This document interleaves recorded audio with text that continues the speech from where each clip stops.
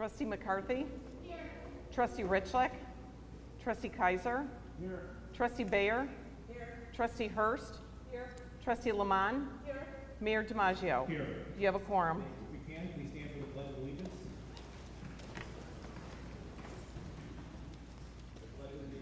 To the flag of the United States of America and to the republic for which it stands, one nation, under God, indivisible, with liberty and justice for all.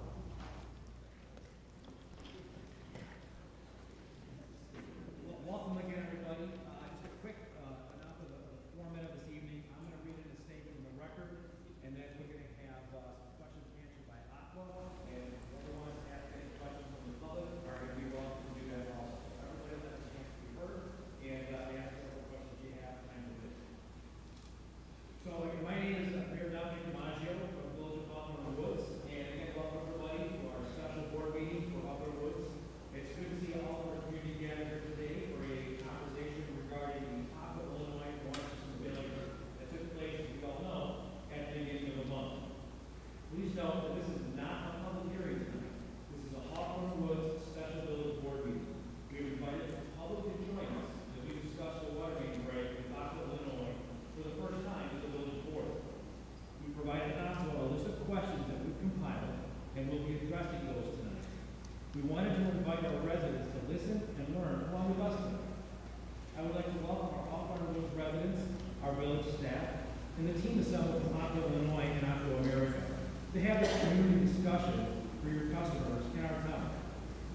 We appreciate the distances that some of you traveled to be with us tonight to set the record straight about what happened with your water system. I want Aqua to understand our village residents and our village residents to know that our village staff worked 2 weeks straight, including nights and weekends, to ensure our residents were heard and their concerns were forwarded to Aqua. We were there at the onset of this water issue, frankly, when Aqua was not. Some staff members and elected officials worked without having water at their own homes, at work, and at Village Hall. Not once did I hear any of them complain about their own needs or missing time with their own families. They worked through their personal difficulties without flushing toilets, showers, or water in their own homes or work. And they did this in order to serve everyone else in this village. We worked in the heat to distribute water, worked into the night to answer emails and phone calls, and got very little sleep while doing our best to assist the numerous crews that were in town searching for the leak in the Aqua water distribution system. On behalf of all of us in Hawthorn Woods, to our dedicated staff, I thank you for your immediate response and action taken. This village is extremely grateful to all of you. We're all here tonight, too.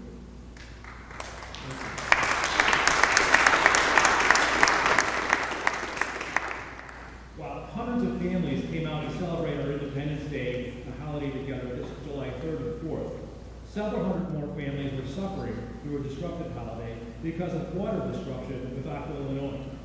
We know the stress that accompanies 90-degree weather without water to shower, flush toilets, feed children, and tend to the simple task of washing hands.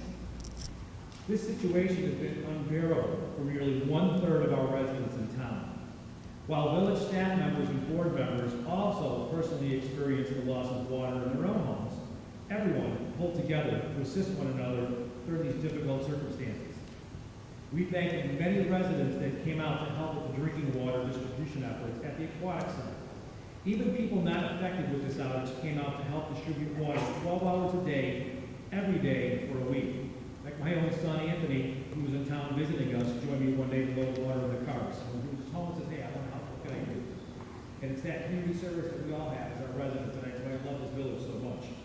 Our community came together, resident helping resident, and for that, I am so proud.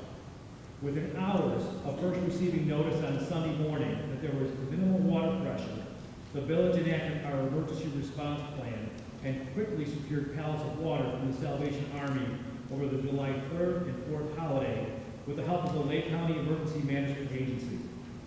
This water was eventually supplemented by truckloads of drinking water from the Aqua Illinois response team. We are grateful for all of the offers to help from our state and county officials as well. We thank the Salvation Army for for being the first to respond on the scene with pallets of safe drinking water. Once Aqua mobilized after the holiday, our supply was abundant. Thank you for that. During the first few days of the water system failure, communication with Aqua Illinois was either non-existent or we were provided with inaccurate information.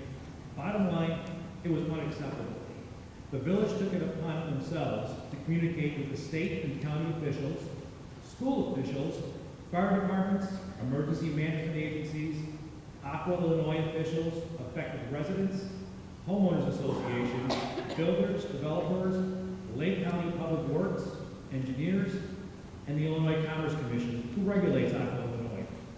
The Illinois Commerce Commission has assured the village that they have already met with Aqua Illinois since this system failure and will continue the review of this incident. As a reminder, the village does not own, operate, or regulate private utility companies such as ComEd, Comcast, Nicorp Gas, or Aqua Illinois. The village does not have a contract with Aqua Illinois that hires them as a vendor for Hawthorn Woods. While there are agreements in place between Aqua and various developers to serve certain subdivisions, there is no service contract between the village and Aqua Illinois that has an expiration date. Aqua is a private utility company that works with developers and builders to serve residential, commercial, or retail customers within their service area. Aqua owns the 27 miles of pipelines and the water tower, as well as the entire operating system. The village has never owned the system and does not lease the system to Aqua to operate it. It is Aqua's utility company, and they first built their plant in our town when the Hawthorn Woods Country Club development needed water and sewer provisions in order to construct their development. Aqua was first brought into our town with the Toll Brothers development back in 2003. For years, the village authorities have contemplated alternative water sources, supplemental water sources, and Lake Michigan water purchase availability, as well as ongoing reliability of water capacity versus usage, and water pressure necessary for service to our growing population. The discussion of solutions will continue as the needs of our community to recover from this disastrous loss of basic services. As a result of the water main issue earlier this month, residents have asked specific questions about bringing in Lake Michigan water to the village.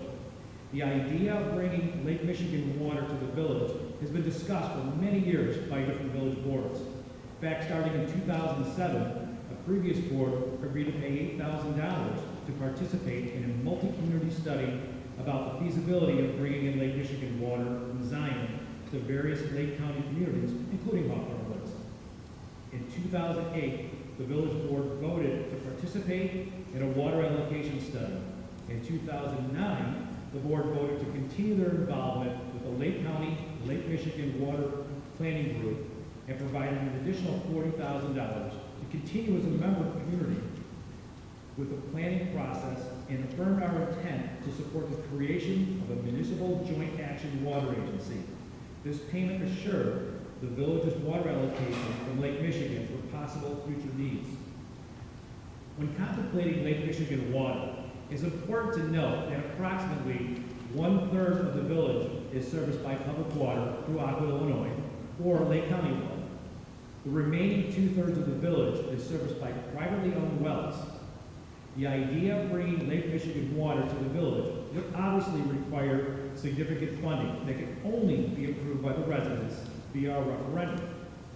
Going to referendum is certainly something the board can consider, but it's important to note that even if we had Lake Michigan water today and a month ago flowing through the distribution system, that water main pipe would still have broken.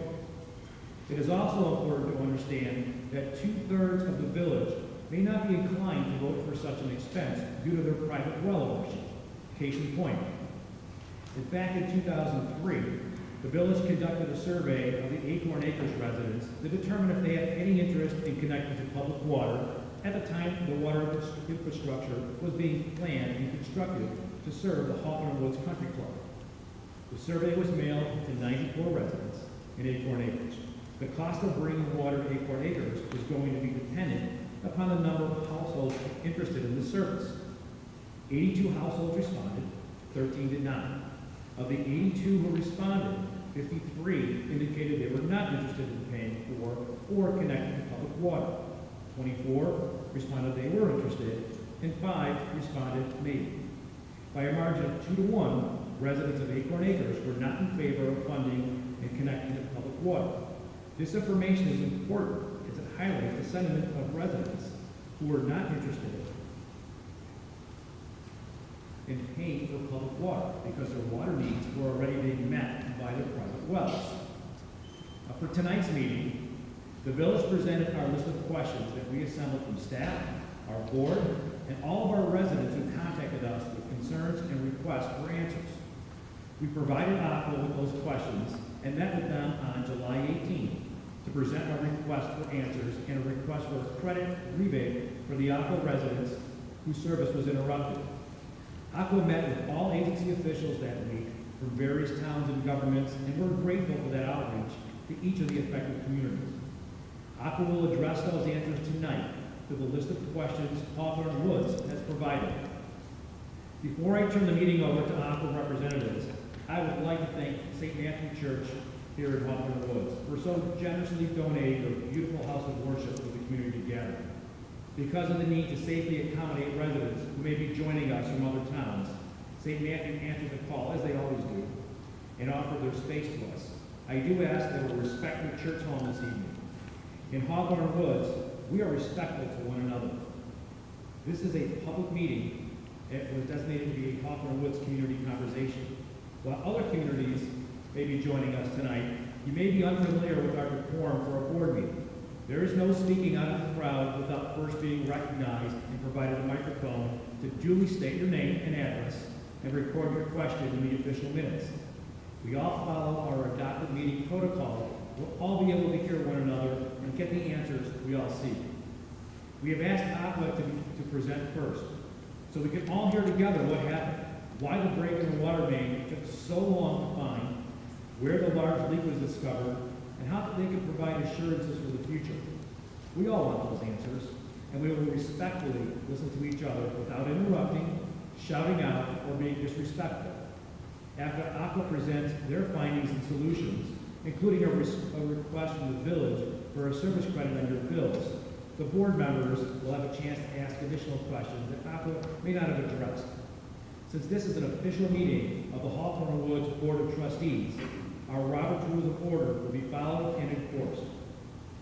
We will have an extended public comment section of our meeting agenda. However, our rules of operation will set a closure of public comment at 9:30 tonight in consideration of the church's closing time and the church personnel that are here tonight. Therefore, we ask that you limit your comments or questions to 2 minutes for each speaker, so that we can hear from as many residents as time allows. If you have additional questions or comments at the end of the public comment portion of our board meeting, you may continue to ask those questions or make comments directly with Aqua Illinois by direct conversations or through the email. At this time, I will turn over the meeting agenda to Aqua for their community update, followed by a conversation with the village board. We welcome our residents joining us by live stream and extend a warm welcome to all other communities that are joining us tonight as well. Again, thank you all for being here. Thank you. Can everyone hear this okay? My name is David Carter. I'm president of Aqua Illinois. I wish we were here under more favorable circumstances tonight. We certainly understand and have heard from the village officials that we've had the opportunity to meet with legislators. We've heard the message, and we certainly want to be here to make sure you understand what we know, and we also want to be here to make sure that we hear your concerns and are able to answer those. So it's the best way for us to kind of move forward together. It's in our interest to do that with you, and I want you to know that this has been a really, I don't want to say a difficult time, because I know what a difficult time it was for all of you, but I do want you to know the seriousness that we take with this particular event. I'll make some introductions of our team here. Brian Griesover, who's our Vice President of Engineering. Jim Bellata, who's a Director with Aqua Illinois. We've got our other Illinois team members here, Alan Stark, who's our compliance manager, Lucas Brush, who is a field service supervisor here in the northern region, Tracy Fullen, who is our local Illinois engineering manager, Michelle Buffenbarger, who's the area manager for this region, and Andy Price, who's the director of operations for this region. And then lastly, I guess Colleen Arnold, who is our president for all of Aqua America.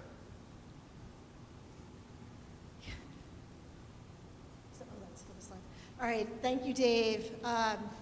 You know, first and foremost, I apologize on the behalf of Aqua and want to convey that I own this along with our operators at the base level. There are things we couldn't control, and we're going to talk about them some more, but what we could control is our response. And, you know, the mayor alluded this in his comments. I really, you know, commend to the highest level the amount of emergency response and training that Hawthorn Village goes through and showed through this. They, we shouldn't have needed them to do that. This is our water system, as you know, our mayor explained.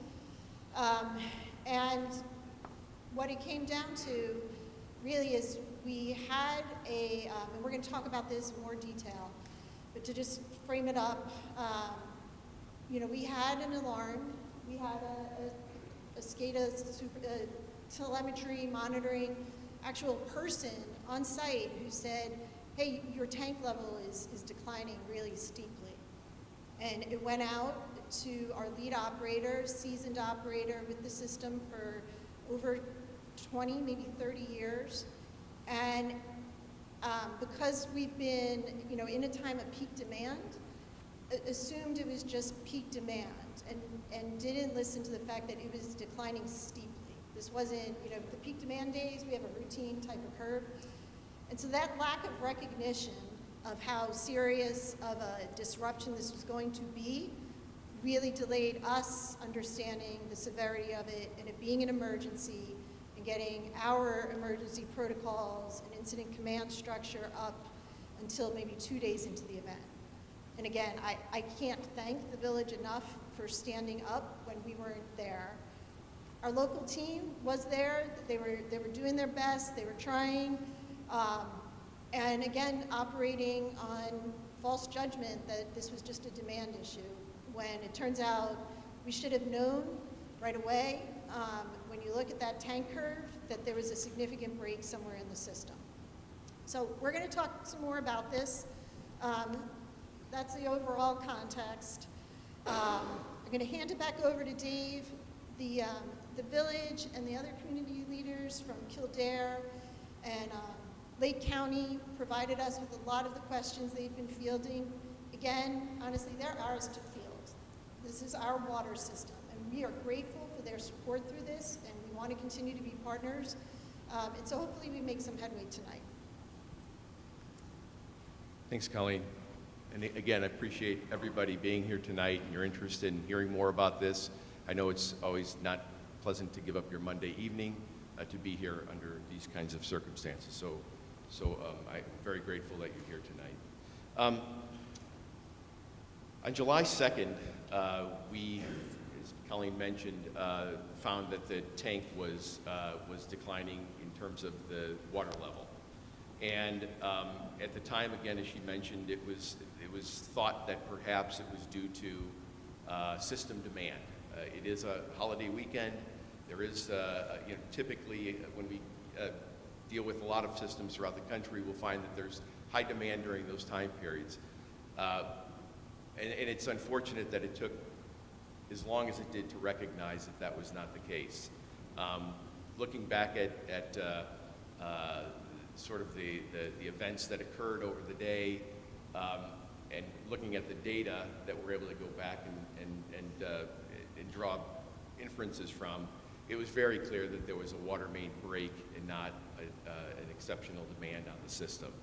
It created, I think, a lot of rumors as we talked about it during the course of the week. I know our communications were sorely lacking with not only the residents, but with other key stakeholders, the villages that that serve your communities, legislators, just a lot of confusion with regard to our messaging. It was not good. I will say that typically when we begin any sort of a main break issue or any kind of a system outage issue, frequently those are handled at the local level. So whoever our operators are on site typically will handle some of those early communications. When we have something bigger happening, and in this case we clearly did, it generally would trigger the implementation of kind of more of a command structure. The delay in recognizing that this was a really serious incident meant that we delayed in our response, and that meant that it took longer for us to get water here on site in the form of bottled water.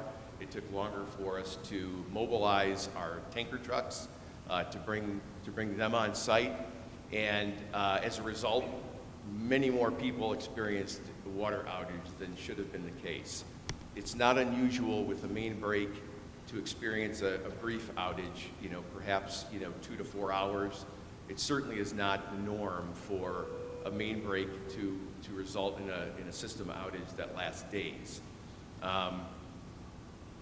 That was clearly a huge issue for us, and it's a huge shortcoming. So as we talk more about the things that we've done to improve our response, we'll be talking a lot about communications and making sure that all of you all are informed in real time with the right messaging. I think early on there was, I'll just say, a desire to communicate something, even when we didn't know what was happening to the system. And unfortunately, some of those communications turned out to be not accurate. So for example, some of you, I don't know who would have heard this, but some of you may have heard that somewhere on July 3rd, we thought we'd found the culprit. We thought we'd found a main break. We isolated an area, which means basically just valving off an area, and as soon as that happened, it looked like there was a positive response in the tank level. There was a broad thinking that we'd found the problem.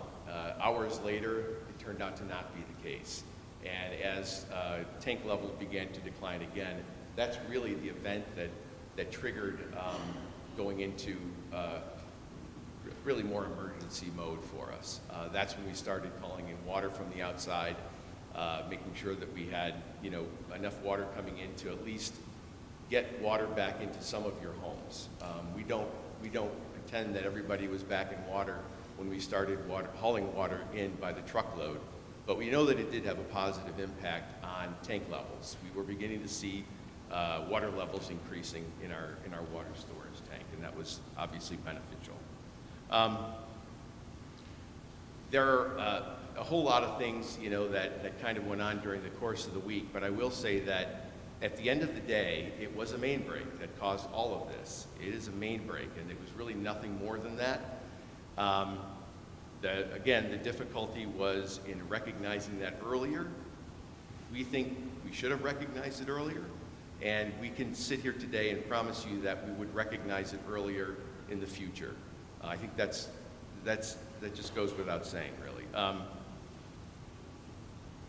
I guess in addition to just our response to it, the challenges that we faced with trying to identify the location for this leak were really, it was very difficult. As early as July 2nd in the evening, we had engaged with leak detection experts, other companies, and brought them in, and they began doing surveys of our system to try to identify where the leak was located.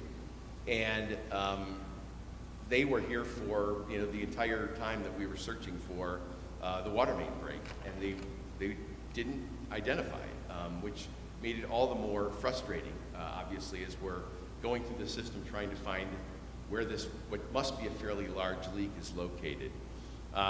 Ultimately, on July 8th, we were able to identify the source of the leak, and it was located near Loomis School in what I would call sort of a wet area. I don't want to call it really a wetland. I'm not sure exactly what it's classified as, but it definitely is a lower weedy area. that the water main runs through. On July 2nd, you may recall there were extremely heavy rains here throughout northern Illinois, and that area was generally flooded out. We had people out in that area on July 2nd and weren't able to find the leak. Generally, when you have a leak this large, or a water main break this large, I'll call it, we estimate that it was about 500 gallons per minute in terms of the size of the leak. It can take, generally you see it quickly. It's enough water that it's usually running on the ground somewhere. It's either bubbling up from the main where it broke, or again, water has a way of finding a path out, and generally it's super easy to find them. And that again made it really challenging not being able to just visually see where this leak is coming from. And so on the 8th, we actually had one of our general contractors was out in the area, just really kind of going through our system, trying to visually locate where this leak was coming from, and actually saw it in a storm sewer, apparently. Saw some surcharging from a storm sewer, and it wasn't raining out, and so that's an unusual occurrence. And as soon as we valved off the source of that break on July 8th, within hours, the tank was, responding very rapidly in terms of water level coming back into the system. So we know that was the source. We are thinking about, and we'll talk a lot more about this. We've got a lot of questions to go through here today. But the difficulty again was just finding the break. And it seems like it should have been a lot easier. It wasn't. It's not unusual, I guess, to have leaks obfuscated by certain types of terrain. I've heard of instances where water mains, for example, are running under a creek or some other body of water, and obviously if you have a break there, you just don't see it. It doesn't manifest itself on the surface. So that was really the struggle. What we're looking at in terms of solutions, we'll talk more about, but we've got a number of thoughts of things that we can implement to help locate the leak more quickly going forward. But I do want you to know that from a capacity perspective, it's really not an issue. We've got plenty of capacity, and we'll talk more about other capacity that we're looking to add to the system, but I don't want anyone to be alarmed or to walk away feeling like, you guys don't have enough water to serve the community. We do, and a lot of it, I think, was just confusion at the outset, unfortunately.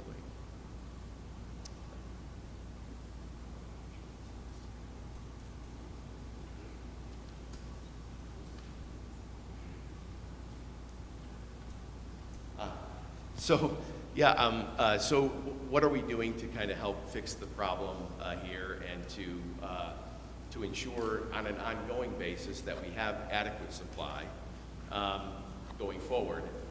Earlier this year, we've been getting inquiries from the village with regard to new development in the area, and as a result of those conversations, we recognize that to meet the growth demand of the region, we'll need more water supply. We do have another well that's currently on site. It's actually what we call an irrigation well, meaning that it's suitable for land application but not for consumption at this point. But we would add treatment to that system to provide additional drinking water for the community. And we estimate that this well will more than double our existing capacity with the water system. So currently we have a capacity of about 650 gallons per minute. That may not mean a lot. That's what, 800,000 gallons a day roughly. This will more than double the capacity. We're targeting about 750 gallons per minute for this system when treatment's been added to it.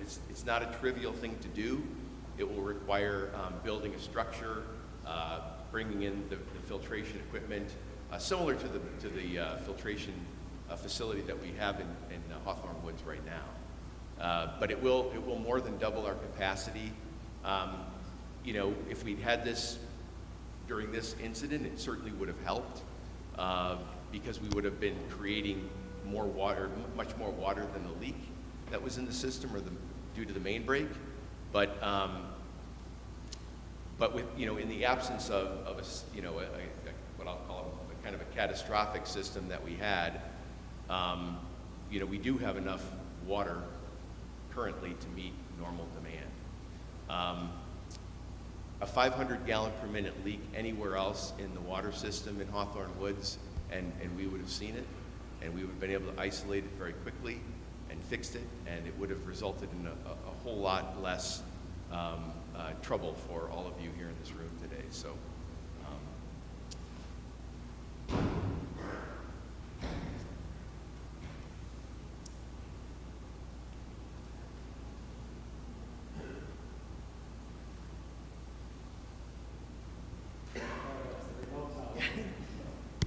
So we just wanted to try to upfront provide an overview. Now we did get a lot more detailed questions, and we're going to go through that.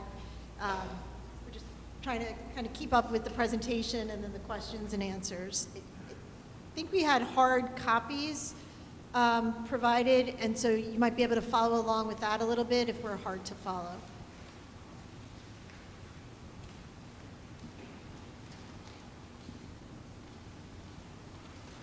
He's on the breaks and leaks identified. So one of the first questions we have are, how many breaks were there and where were they located? Do you want to take it from here? To clarify, I know that there was a lot of information that went around with regard to a number of leaks and breaks in the system. A couple things that I want to say about that is, first off, it is not uncommon for water systems to lose water. That happens in virtually every water system. There are small leaks. The things that we discovered through leak detection services that we had on site were small leaks. Certainly, really relative to any kind of a main break, and certainly given the size of this particular main break, they were very, very, very minor. In fact, some of them so minor that generally you wouldn't even seek to fix them in the near term. But the leaks that we did find were associated with hydrants in some instances, and that's just the hydrant just wasn't seated properly after flushing. We exercise hydrants on an annual basis, which basically just is opening them up, letting water flow from them, and then closing them off again. And it's a way to just kind of flush out the system at the same time. But sometimes they're not seated properly afterward, and they continue to leak. That was the case with, I think, 3 of the hydrants that were found. There was a valve that was found that was leaking, and I think there was one location. Again, it was associated with the connection hardware that takes it to a home, and there was a leak in that location as well. And it was again a fairly minor leak. So the really big one, I know that we showed a lot of them on the screen, and I know that can be alarming. But it really, these were really, really small leaks and were not consequential to any of the difficulties that we were having during the July 2nd week. The next question is, what is Aqua's procedure for identifying breaks, and how often is the system assessed for breaks? I'm going to let Brian.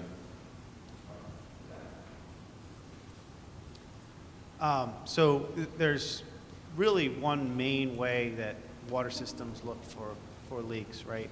And that is through acoustic detection. So basically what we're doing is we're putting a listening device on the pipe or on appurtenance connected to the pipe, a fire hydrant or a valve, and listening for the acoustic sound that travels through the pipe or through the pressurized water column to hear a leak. And basically that's kind of the hissing, like the sound of water escaping the pressurized main to atmospheric pressure in the ground.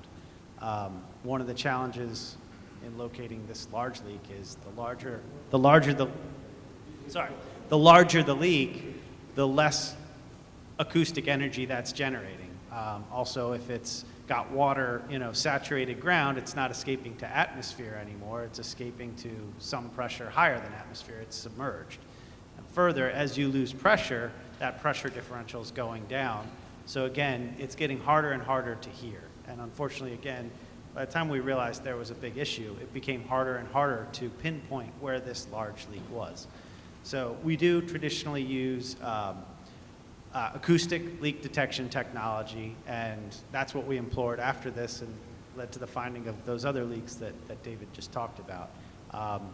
In investigating this, we actually employed more than that sort of standard of leak detection and employed overnight loggers, which is a similar technology. You're listening for leaks, but you're doing it at off-peak periods. So you're installing microphones that listen to the pipe on those appurtenances for those acoustic sounds that sound of those leaks, and do it at an off-peak period so your background noise is lower and it gives you a higher chance of hearing those leaks. Further, we used what's called correlation technology, which is deploying multiple of these loggers, which are time synchronized, and then can, because of the time of transit of the sound through the pipe and us knowing the layout of our pipe network, tell you more or less to a reasonable degree of accuracy where these leaks might be by correlating the time of transit of the sound to each one of those. So we employed all of those. We also employed and are looking into additional technologies, including transient monitoring. I guess it's worth noting, all of those are reactive technologies, right? You need a leak to hear a leak. But we are looking at, as a company, additional technologies for proactive maintenance of our system. So transients, which is water hammer, if you flushed a toilet in a stadium and heard that bang, that is a transient. And a lot of times they are precursors to leaks. They cause pressure transients in the system. We're deploying those throughout our systems. And then we look to mitigate anything that might be causing those, which could subsequently lead to breaks. They also let us monitor pressure at the outskirts of the system and look for where there might be another indicator of breaks, which is a pressure differential that we might not otherwise expect based on usage in the system at a given time of day. So we run hydraulic models that say we would expect, based on your tank levels, your pumping at this time, and then your typical usage, that demand curve that we suspected initially being the reason for draining the tank, and then apply hydraulic modeling and say, you know what, this doesn't fit this model. There might be something else going on here. Let's do further investigation. So we've employed all of those techniques in not just retroactively looking for, you know, where might we have other concerns here, but where can we proactively investigate and see where we might have things we want to mitigate or need to mitigate. Yeah, and so Brian's our head of engineering, and I'm an engineer too, and you might have more questions about that. I think the take-home really is there are, the leak detection, as much as it sounds like it should be pretty easy, is more complicated than you might think. And the industry is really trying to move to be more proactive, which I think is what you all are concerned about. Like, how are you going to find this before it happens and is so disruptive again? And one of the things that we've done that Brian just mentioned already, and it is a more proactive means, is put pressure monitors at the outskirts of the system. And that tells us on a good day, you know, what the baseline pressure is. And then those will give us, we're going to monitor them in the middle of the night when there shouldn't be a lot of usage. And that's going to give us a feel for quicker that there could be a bigger type leak in the system. And then, again, we're happy to go over, again, we're really hoping we're going to talk some more about a water advisory council. We love talking about water. This is what we do. And, you know, we would love if you all wanted to meet with us and we could talk more about what we're doing in Hawthorn and some of our other systems. Yeah. So we'll get back kind of to the slides here, which is what type of internal notification system does Aqua use for water main breaks, system failures, and who receives notification and when? Our first sort of line is with our on-call operator. So, for example, in the Hawthorn wood system, we monitor tank level, which is basically just the amount of water that's in the elevated storage tank. And that level fluctuates up and down with usage and varies between 25 and 35 feet. There is a low limit set, a low limit alarm that's set on the system, and that is one of the things that we found as a corrective action immediately. The level was set too low, set at 13 feet. That said, we did have warning before it got to 13 feet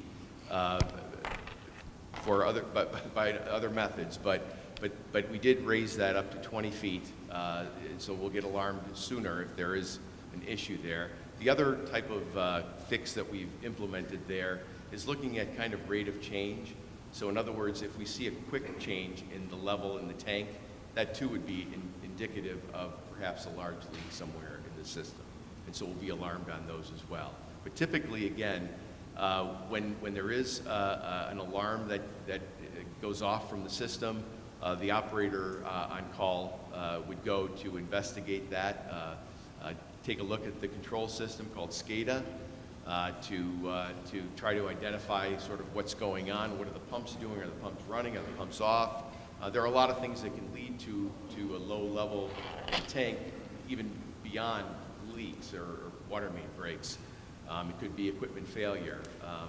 But in any event, that is sort of our first line. The operator on call will come in to investigate. And of course, if something appears to be amiss, his next task would be to contact his supervisor to talk about next steps.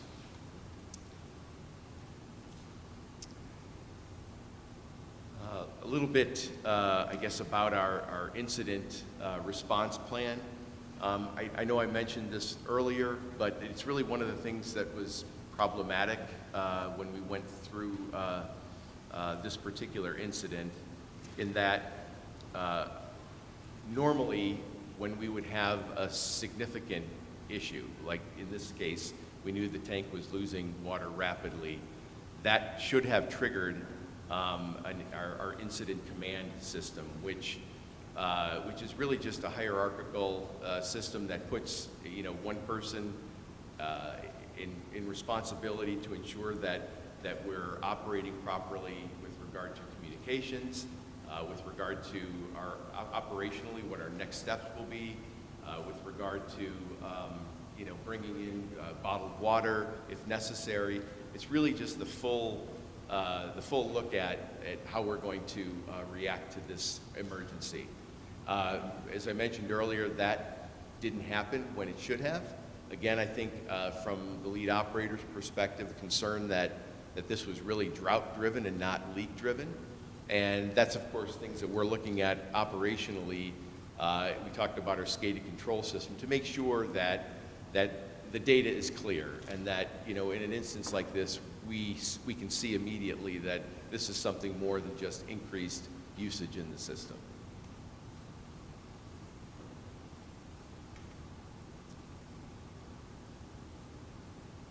This is really the same thing.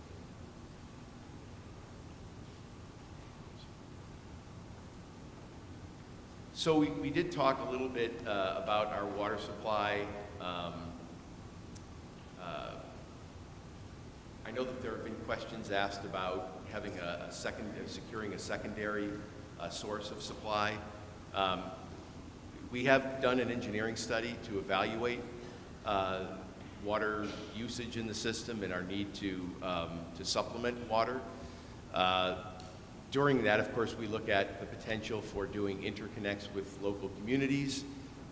We looked at the possibility of adding an additional well to the system, and we've also looked at the opportunity to bring in a more robust supply like Lake Michigan, which is almost like an unending supply of water. The difficulty with the Lake Michigan option right now is just availability. It's not here. We don't have access to it. And our understanding, having met with some local officials that are looking to extend the water supply from Lake Michigan to this area, is that it could be 10 years before it's available here. Perhaps you've heard different, but that's what we were hearing in our conversations. So that didn't appear to be able to provide us with a near-term increase in our water supply. What did work is having an additional well supply, and we have that in the ground, but it's a matter of just adding treatment to it to be able to utilize it as part of our drinking water system. So that is the path forward for us. We started on that project early this year, again, not because we were concerned about near-term water supply, but because we knew that the area is growing. And we've, again, had inquiries from Hawthorn Woods about anticipated growth in the region. We want to make sure that we have the water supply to meet those growing demands. So we started down this path earlier in the year. We're in the process of doing engineering work for it now. I don't know, Tracy, I don't want to put you on the spot, but in terms of the schedule, I think you were anticipating having engineering work done later this year? September? Okay. So again, it's on the path, and we're going to get there. We're looking to see now if we have an opportunity to get it online sooner. We know that, again, it's not necessary to meet current demand, but we do know also that in the event that we have some kind of a water main break that's large, it does allow us, more flexibility and more ability to meet both system demand and the leak at the same time. So again, had we had a 750 gallon per minute well supply in place when this particular main break occurred, we could have kept everyone in water, I think, through the whole event.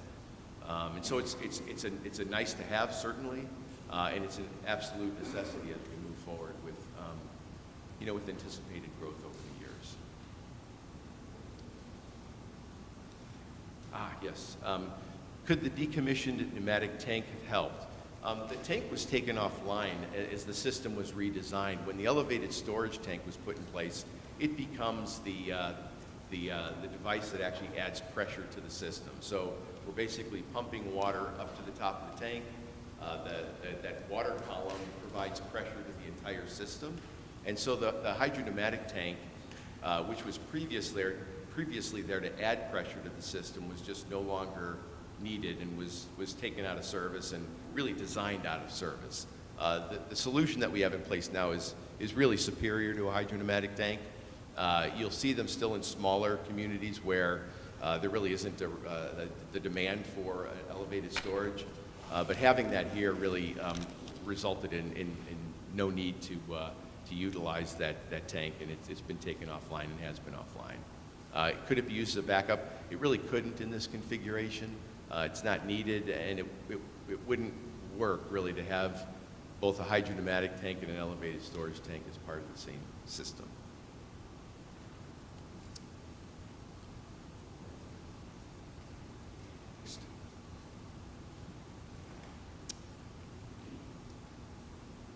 Yes, this is quite a big topic for us, and this is an area where we really fell woefully short, if I can be just blunt about it. It was communications, and again, it started early on with our local operators not really having a good understanding of the situation, and unfortunately, some of the early communications that were put out were either just wrong or poorly written. And that's an area that we've identified as needing a lot of work. So once we recognized that this was a much more serious event, we needed to have just much more frequent and accurate communications to everyone, to the residents, to the village of Kildare, to Lake County, to legislators that were getting phone calls, from residents here. That is clearly an area that we're working on, and we are already much better positioned to provide that communication going forward. And we are committed to doing a much better job of that, should we have any kind of a significant issue or even an insignificant issue going forward. We're better than that. We know we're better than that, and we just fell short. We just fell short.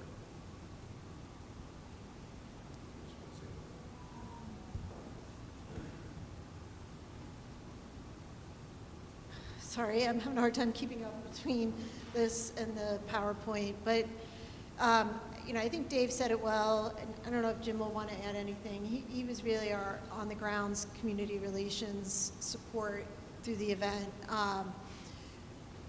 We're really hoping that you all take us up on the advisory council.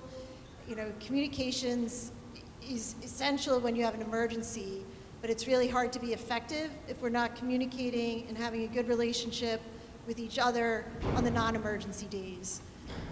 And so I'm looking at that as pivotal for us to regain your trust, to work with us. We'll be able to share more details about our supply planning, our proactive main replacement and main detection, our capital program, where your bills go to. And so I am really hoping, the link was on the website, we'll have more information about it, but please join this Community Advisory Council, Killdeer, Lake County residents. It's all customers of the water system, and of course Hawthorn Village. I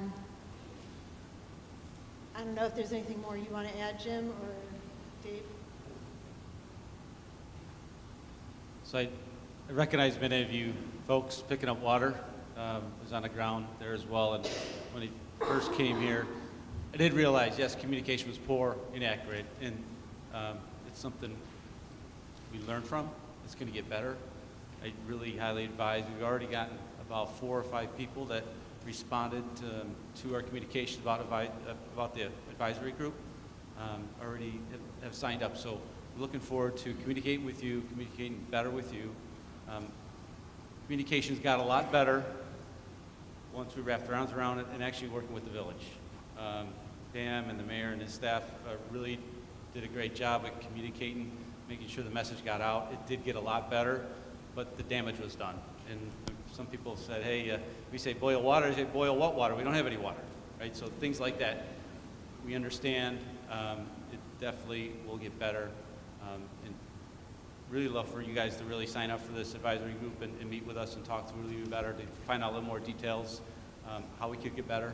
You'll be hearing from us more for sure, no doubt about it. Working closer with our elected officials, with the mayor and the trustees and the village staff, state reps, state senators. They were all on the ground right there, Reverend Said and Senator McConchie, even the Lake County officials and Killdeer as well. So once we started communicating with them, the message was getting out there, but we understand it was too slow and inaccurate. So I know I keep saying that, redundant, but we recognize that, and it's definitely going to get better. It won't happen again.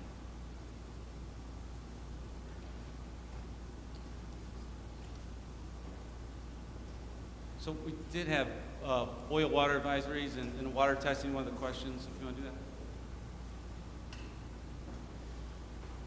So on the boil water advisory and the water quality concerns, in this case, and really with any main breaks or incidents that cause low pressurization, it's precautionary.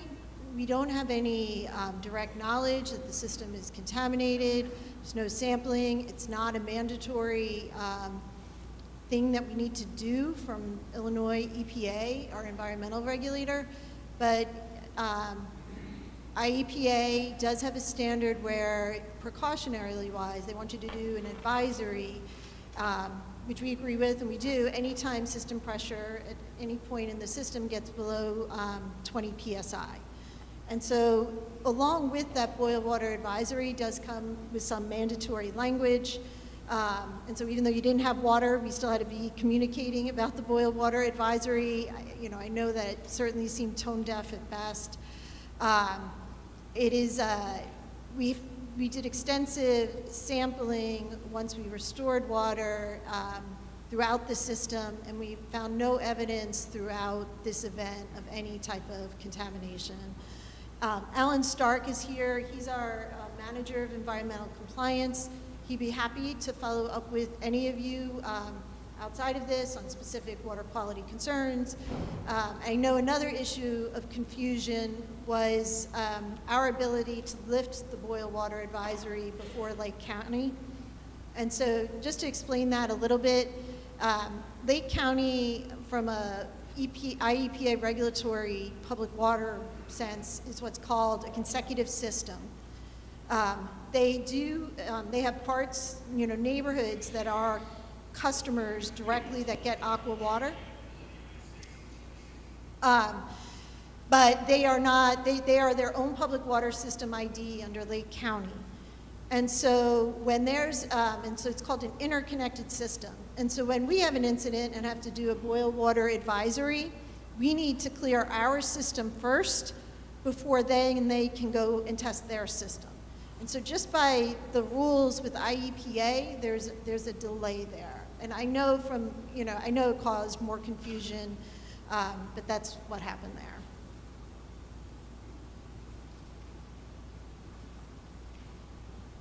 Just water quality wise too, and again, if you come to our advisory council, we'll be happy to answer more questions. This does get really pretty technical, but there are water quality reports we're required to do as a public water system. They're published on the web. They come out annually.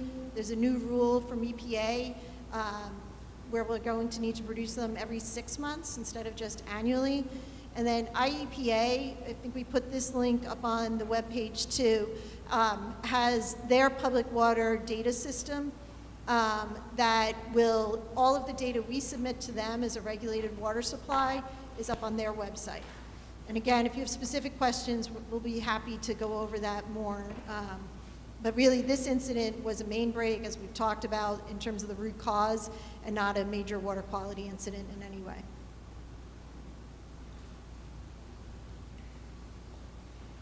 So I know there were questions also dealing with operations and maintenance for our facilities, and I would just start off by saying that we follow manufacturers' recommendations with regard to maintenance that we perform on our system. So it kind of runs the gamut with the kinds of things that we have to service.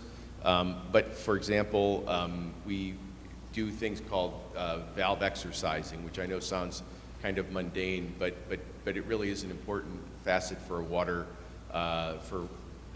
utility to make sure that they're doing that, because it ensures that when you need to turn a valve off, it actually works.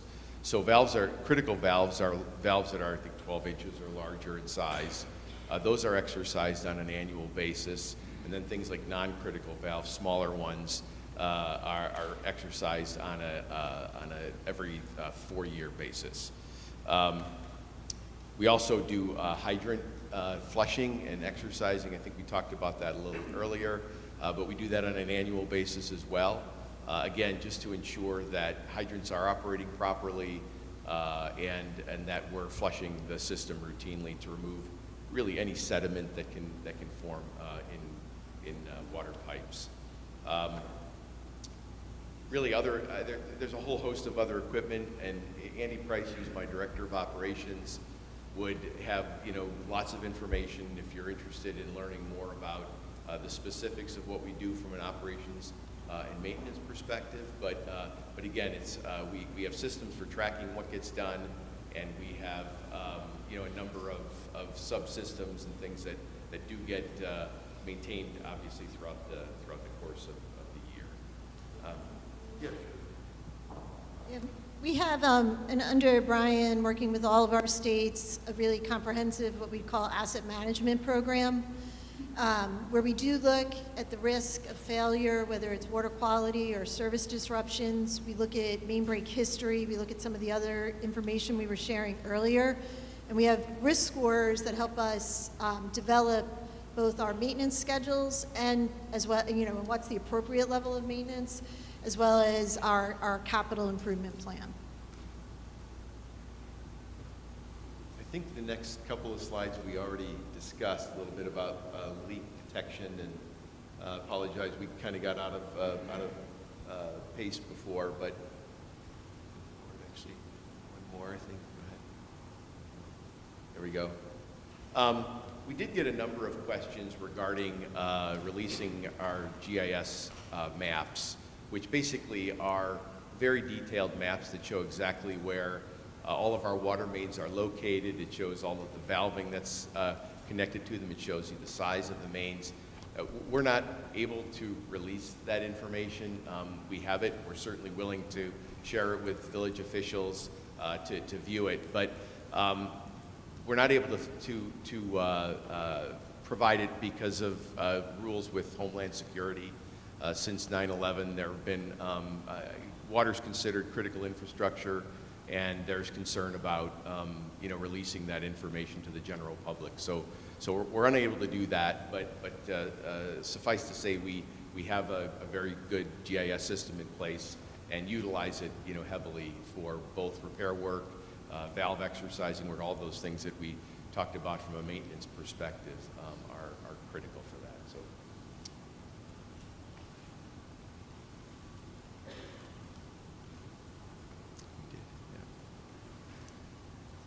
Future improvements. There you go. So I do want to talk kind of about some things that we're doing to the system to improve it. And this is equipment related and non-equipment related, but we've taken steps immediately to address making sure, first off, that we've fixed any of those leaks that I talked about earlier. Although they were small, they've either been isolated or repaired at this point, and our intent would be to repair any that are remaining. We talked about alarms in our system. We've reset those. We've raised kind of the low limit alarm that trips when the tank level drops below a certain threshold. So that's in place. We made the modifications that allow us to receive an alarm if the tank level drops very quickly in a short period of time, even though it may not trip that lower level. Any sudden change like that is certainly something that we want to investigate. Maybe a leak, it may be something else, but we would certainly want to look at it more closely. We're already improving. We've done a lot of work with operators to make sure they understand the need to react quickly. We didn't react very quickly in this instance, as you know, and so we've done that. We've had those discussions. We've had that training. We're also putting. We've also got operators on site 24/7 monitoring the system, which we didn't have at the time, though we always had the ability to monitor, I'll say remotely. We would get alarms that would trigger a phone call to the operator on call. We actually have someone on site right now, and longer term, we've actually already done the work to allow us to monitor the system on a 24/7 basis from a remote location. So we have folks in other water plants that are there continuously, and they're able to monitor all of our SCADA data at a central hub. And as we do more training with them, so they understand very thoroughly what they're looking for in looking at these SCADA printouts, as we get them online, we'll be able to have them doing it on an ongoing basis to provide that oversight to the system. We think it's important.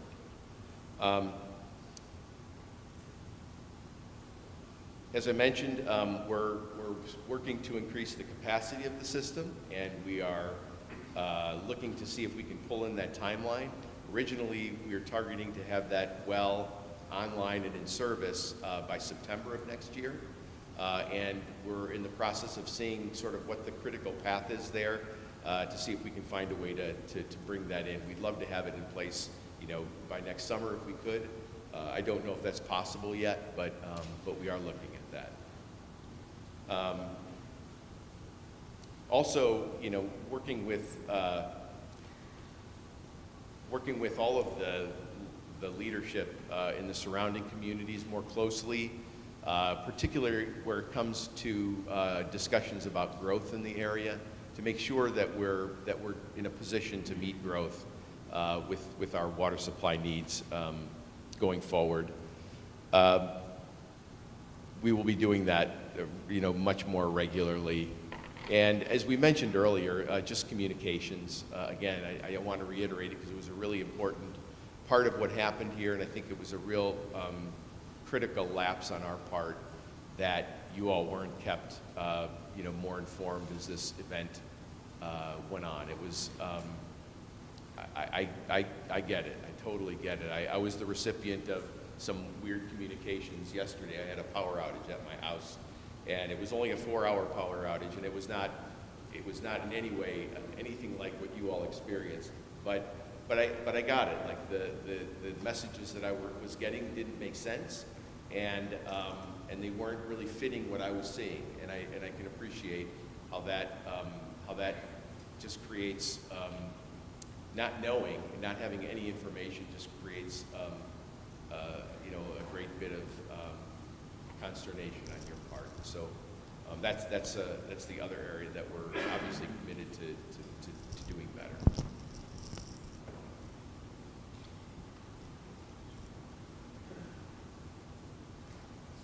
Yes. Well, I was just going to say, we wrapped up. Thank you for listening so patiently. I know you're anxious to answer your questions. I think in terms of the agenda, are we good for this part? Not yet. Not yet.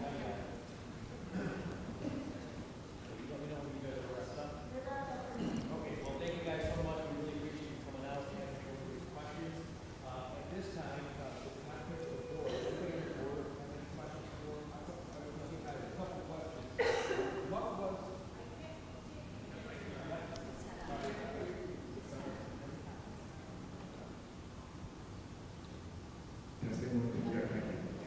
What was the protocol before the incident, and what has changed since?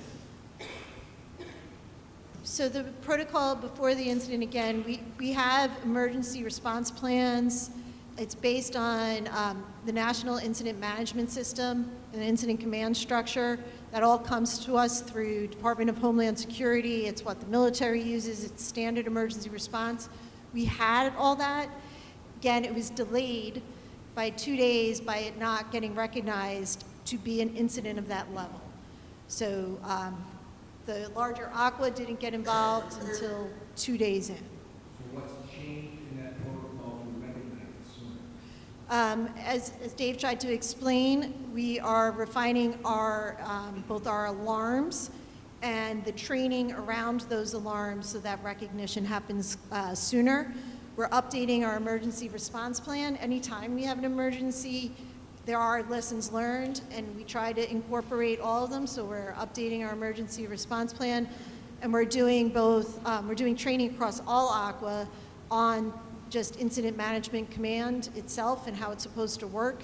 And we're also looking forward to doing tabletop exercises with our local teams. And related to that, you mentioned July 2nd being the date of the incident.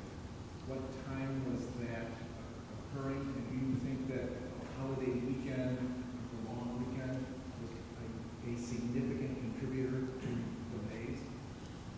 That's a fair question. We're still in the midst of an employee investigation in terms of why, when the call came in that the tank was declining, severely, and why they did not investigate, and an operator wasn't on site till 7 hours later because that fell behind. And so that is still an employee investigation. Can I answer? Can I say, oh, it's because 4th of July and he didn't want to show up?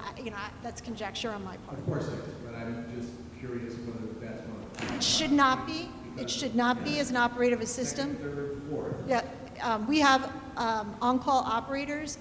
It is their job. So in this case, the employee did not do their job when they did not respond and investigate that alarm. Now, on the communication side, which was, as you graciously acknowledged, it was a significant problem on your end.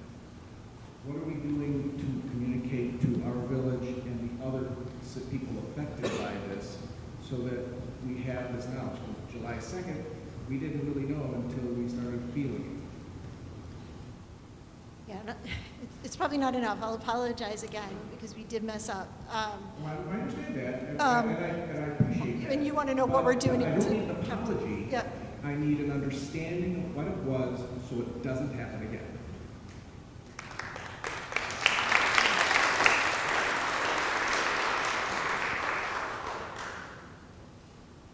I think Dave just did that. I just want to get at this, what we're going to do to prevent the communication or the quicker response? Communications was a huge issue for us in this community. Yeah. So again, we really do need to elevate it to this emergency where protocols come in. And what that enables is us to have an incident commander who is doing the response efforts at the ground and then communicating up and then working with our communications team to have a clear message going out. And so I will tell you, we are going to recognize an emergency sooner, and you will get clear communication sooner. And then again, it's so critical that we establish better relationships with you throughout the year. We really want to partner with the communities that we serve. And I'm hoping this ongoing Water Advisory Council, and if there are other mechanisms that you recommend, but when we institute emergency command, the village needs to know right away, Kildare needs to know right away, Lake County, all those communication protocols need to be improved. Yeah. So to kind of dig a little bit more into what Jim, Trustee Kaiser talked about with response and alarms. So is your SCADA system, there's remote sensoring where people are notified immediately if an alarm goes off? Yes. So how often are your wells and your facilities actually manned? Or is it only alarm-based? Yeah, and you may have missed this a little bit with Dave. Most of the remote, smaller systems are on SCADA with the 24-hour alarming, but we don't, depending upon system size, they're not manned 24 hours a day. We do have our large water plants, surface water plants, are 24/7 a day monitored. And what we just talked about is that we're going to be sending SCADA from all of our 35 systems across the state into that 24-hour 7 manned location, and we're updating their training so that they are actively not just waiting for an alarm, but actively looking at critical tank levels, critical water quality measures on their shift. So are the operators local in terms of response time if there is no alarm? Yeah. How long does it take for somebody to respond? And I don't know the details of, locally where our operators are, but the operators themselves are local to this region and their systems, and they would need to, they could respond within an hour at most. Are there multiple operators that obviously would take shifts? Because to me, it seems like there was a misreading on the local level of what, the severity was. So was it just one person, or are there multiple? Are we going to get, in addition to training, are there going to be more people involved locally to avoid this in the future? So a part of that, again, without that operator calling their supervisor to elevate it, it really delayed it. And we have multiple operators on call. Really, it's the supervisor being able to recognize the level of the incident and work with the team then on the ground what the solution is going to be. I guess my next question has to do with the break itself. I know that the water main break is located over by the school, and it's ductile iron pipe. I completely understand that was a water pipe that Aqua took over. You didn't construct it yourselves. But, when you have a ductile iron pipe through, hydric soils, it's really corrosive. They break over time. I mean, even 10, 15, 20-year-old pipe breaks. So I guess, what are you going to do to prevent that in the future? Because most likely, it's not just one break under that wetland that's going to occur. That means that, most likely we're going to potentially see pipe failure along there. Is there any, plans to try to replace that whole entire segment of pipe? Yes, we're going to work through the options, and I'm going to let Brian, who can describe it much more better than I can. I did want to just comment on, ductile iron pipe. When we engineer our systems, it has a life of 100 years, is what we assume. This is considered relatively new pipe. Alan's coming from the city of Chicago, and they've got some old pipe. And it's ductile iron is the standard that we install today. And the way it failed was also unique. Usually you'll have a fail that's like around the circumference or like a crack down the seam. In this case, it was a hole. It was a 2-inch hole. And all of that leads us to think it was most likely caused by external corrosion. And I'll let Brian tell you our initial thoughts on what we're going to do to survey and understand the condition of the pipe in the system better. So like I said before, we've done the acoustic survey, but again, that's reactive for looking for leaks that have already happened, right? So yeah, in the slides, there is a picture of the break. Yeah, maybe in the first few slides. Yeah, so like Colleen said, this is definitely indicative of corrosive, activity, right? As opposed to, as opposed to something that would be from like a burst, that would be a longitudinal split, or poor bedding, perhaps, that would be a crack around, right?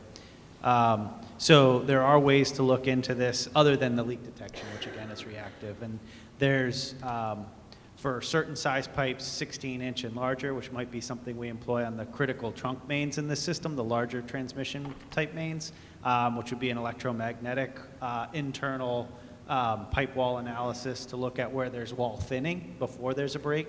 On the smaller mains, that's not really an option. So what you can do there is look at areas, we've already overlaid soil maps, looked at where there's corrosive soils, and those would be areas we'd target for basically test pitting, non-destructive testing of the pipe wall, looking at how thick that wall is while it's in service but uncovered.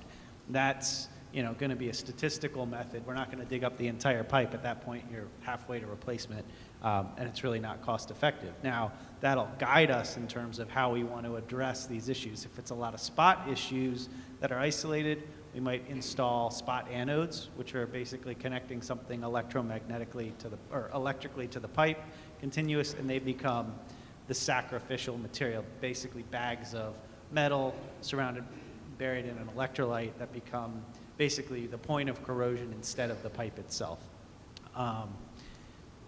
There's other ways that can be approached, wrapping the pipe, coating it. There's a lot of technologies, even since this was installed, that have evolved. And then, of course, replacement with something non-corrosive, or not susceptible to corrosion, I should say, like a plastic pipe would be probably the most extreme option, or one of the more extreme options, and it would be basically looking at that spectrum of not just investigation, but then mitigation following that, and deciding what is the most cost-effective way to address these issues. This problem is not unusual to this area. There are other communities around us that have actually done full neighborhood replacements because you have 20-year-old pipe, because of this exact thing. I mean, there's literally just a hole right on the top of the pipe, because of the corrosive soils. So I guess, are there other parts of the system? Is the whole system ductile iron, or is a lot of it like SBR 26 or other materials? Most of the data that we have in terms of this being acquired, right, show that almost all of it is ductile iron. And, only, in the 20 to 30 year old range, which is, not someplace we would typically look for this type of investigation. But given the soils and given these events, it's certainly somewhere we're going to dig in deeper and see, one, let's investigate, and two, let's apply the most cost-effective, mitigation technique to address this. We do have a pretty extensive, in addition to the boots on the ground investigation, we have an extensive data set of other materials of various ages, including ductile, and then the investigation of those failures from systems across, Aqua, that we can apply from a desktop analysis standpoint and say, okay, this looks similar to this here, this has worked, let's investigate this, confirm, and then apply. Having information from neighboring communities would be great. If that's also similarly young ductile iron, or if it's cast iron, starting to understand what that system makeup is, certainly that local knowledge and how that's being addressed would be helpful. So maybe we can reach out to your team. Is there a schedule for that type of analysis to be completed? So the forensics on the site that has failed has been started. That's out. I think it's mentioned in here. As soon as we get those results, they can be shared. And that's one of the things we've done. And then the leak survey. That's about as far as we've gotten so far, but we're developing the plan for the rest that I've described. And so then you went through video leak detection. I know this is kind of at the end of the system, and it's serving a school that's not being really used right now in terms of usage during the summer. Did you use sonar or your loggers on this segment of the pipe, and it was just this not tested? I believe the whole system was tested with the acoustic logging and including the overnight.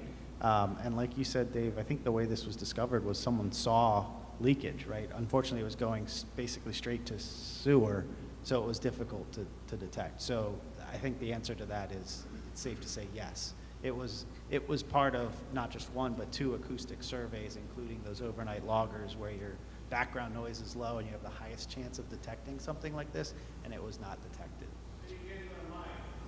Sorry, yep. I guess I'm. Did you hear that answer? No. Okay, let me repeat it. So yes, the acoustic logging was done for every part of the system.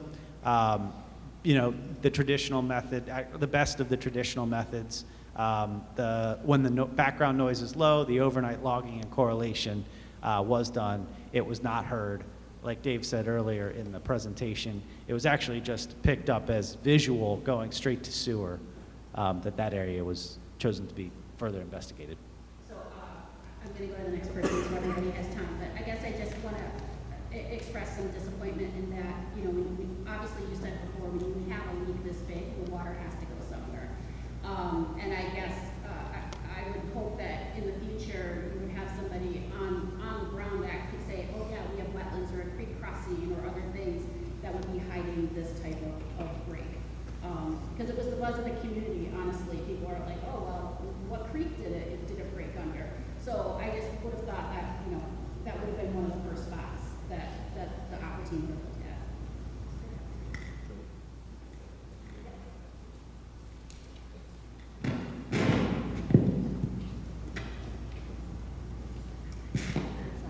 Hello?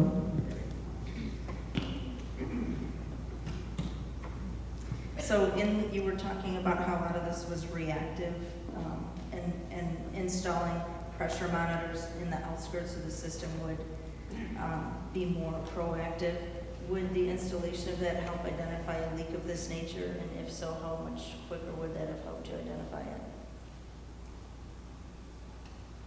So I can't definitively say yes. That's a technique that Aqua is still, I'll say, piloting. We've applied it in certain areas where, you know, where you have very good models of the system, demand and usage models, and then have that remote pressure monitoring, which is not standard, not common practice in the industry. It's something we're trying out, and we'll try out here.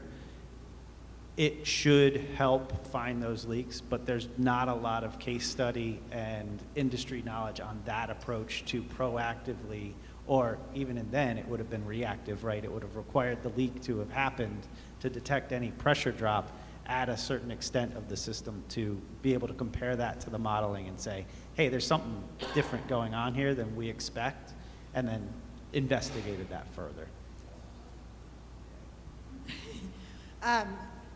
I used to work for an old East Coast city in the city water department, and had a lot of main breaks and a lot of water loss.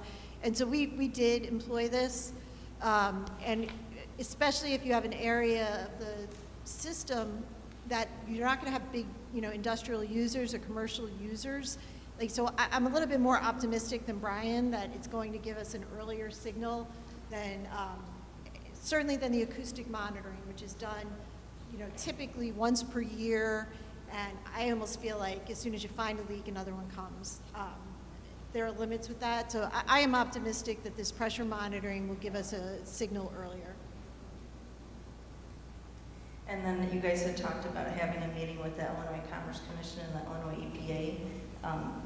What are the outcomes of that? How are they holding you accountable for this situation? We've been just as frank with them. The Commerce Commissions are a financial regulator. They determine the prudency of what we invest. They set our rates. They have certain standards in terms of inspection and protocols, and they're still reviewing the information we shared with them. And then IEPA, again, Alan was in constant communication with them throughout this. And again, on the water quality side, This is really a reliability incident more than any water quality.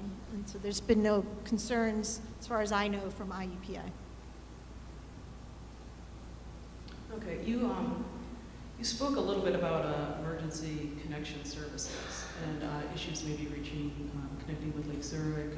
I'm just wondering if you have found some type of alternate source if we needed to have emergency connection and what that looks like. Do you want to answer this one? I guess historically, again, we were not the original owners of the system. And so there's some information I just don't know, and we're starting to, as we're having more conversations, understand a little bit better that there may have historically been an interconnection. Right now, there is no interconnection with any of the towns nearby. We are prepared, you know, if this well, you know, between now and when the redundant well gets put into service, we have to do this in a lot of smaller systems. When we're having supply issues to a break like this, we will haul water in a tanker that is certified water quality-wise to do that from another public water system. Again, if we had started that sooner in recognizing this emergency, we wouldn't have lost water service to the extent we did. And so that is, you know, we're going to find out sooner, we're going to respond sooner, and if we need, we'll start hauling water sooner. Okay, another question has to do more with personnel, because you mentioned some breaks in communication and some need for additional training of some of your operators and staff. So what's the time frame with that? And can we anticipate, when can we anticipate having what we would anticipate to be full service from you regarding your staff? Yeah, we've already done that operationally. We've had those training sessions, and really the message is, you know, we can't tolerate anything like this going forward. So we always want our operators to kind of err on the side of caution, where there's any possibility that it could result in a significant loss of water to a community. We would certainly want to know about that immediately, and make sure that, you know, we're taking every action as quickly as we possibly can. So we've had those conversations already. Okay, one last question, and I'll pass it on. It's regarding your budget. So did you have room in your budget as you were anticipating growth in our community and possibly needs for upgrades in your system? And also, you gave a lot of great information about how you plan to do more for this community. So I'm wondering where that fits in with your budget. Is there going to be any delays in that? And also bringing in the second water source, or well, trying to move that in sooner, is that a budget issue as well? Yeah, there is money in the actually in the prior 5-year plan, which we budget on a 5-year cycle and update every year. Sorry. So the short answer is yes, there is budget for the construction of that redundant well in 2024. Yeah, and it's been there for at least the past 1 or 2 year 5-year plans. Yep. Hello. And then I guess just to add to that, and Tracy Fullen, our state engineer, is here. Again, you know, we would be happy to go over more details of the 5-year plan, the capital plan, as we get our council and our advisory team up and going. Okay, I am Fradaman, and I have multiple questions, actually. I have been directly impacted by the water service from Aqua, and, you know, I was in, oh, can't hear. Can you hear me better now? Okay.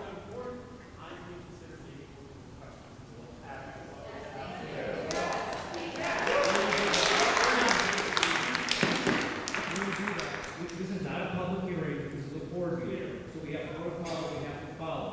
So our board members get an opportunity to ask questions. Excuse me, sir, when I'm speaking, don't interrupt me. We're not interrupting you. If you're going to be shouting from the crowd, we're going to ask you to leave. Everybody that wants to speak will have an opportunity to speak. Everybody that wants an opportunity to speak will have an opportunity to speak. Right now, it's the board's time to speak. This is not a public hearing. It's a village board meeting. Sure. So like I was saying, I was directly impacted by the water services from Aqua, and I wasn't too happy about what happened. And I made several phone calls to your customer service, and customer service wasn't aware of what was going on. And when I asked them about the ETA, they had no information about the ETA. So my question is, how does the communication break so easily? I mean, like, wasn't the leadership aware of the severity of the issue? Wasn't the leadership kind of informed, well informed about the issue that was going on? And also, you know, every big company or a small company has a mitigation plan and a recovery plan, a response recovery plan. So how often is that revised? What do you do? Is there some kind of a drill and some kind of an exercise that you do to make sure that things are working fine and things are operational and your customers are happy customers? So if you can please help me understand that, and our community as well. Yes, so again, leadership should have, we were not at the leadership level informed of the severity of the situation to almost 2 days in.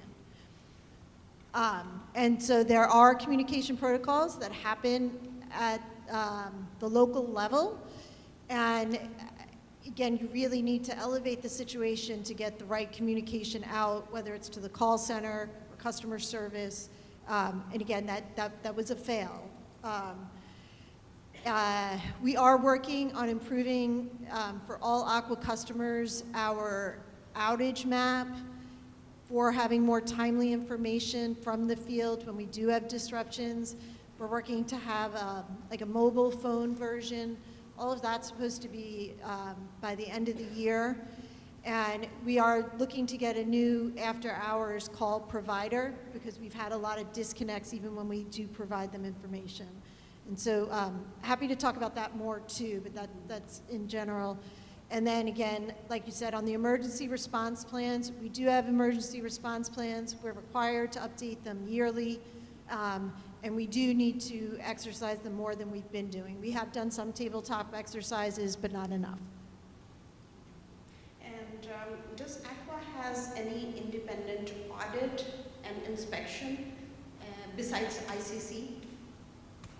Independent audit, is that what you said, or Yeah, assessment? inspection and audit. Any kind of reporting that third party that would do it? Yeah, again, like we have two regulators, our financial regulators, ICC, and they do require reports, management reports, and I'm talking in general about, I'm not certain about how often ICC has required that of us. I know in some of our other states we do annual management audits that talks about our asset management program, our emergency response, cybersecurity, all sorts of things. And then on the environmental side, there is a standard inspection program. It's called a sanitary survey. IEPA will have inspectors that come out to our systems every 2 years and do a full audit from source out into the system. And because I'm a customer of Aqua, I can tell you that we get, the bill that we get, it's pretty high. So what contributes to that high bill?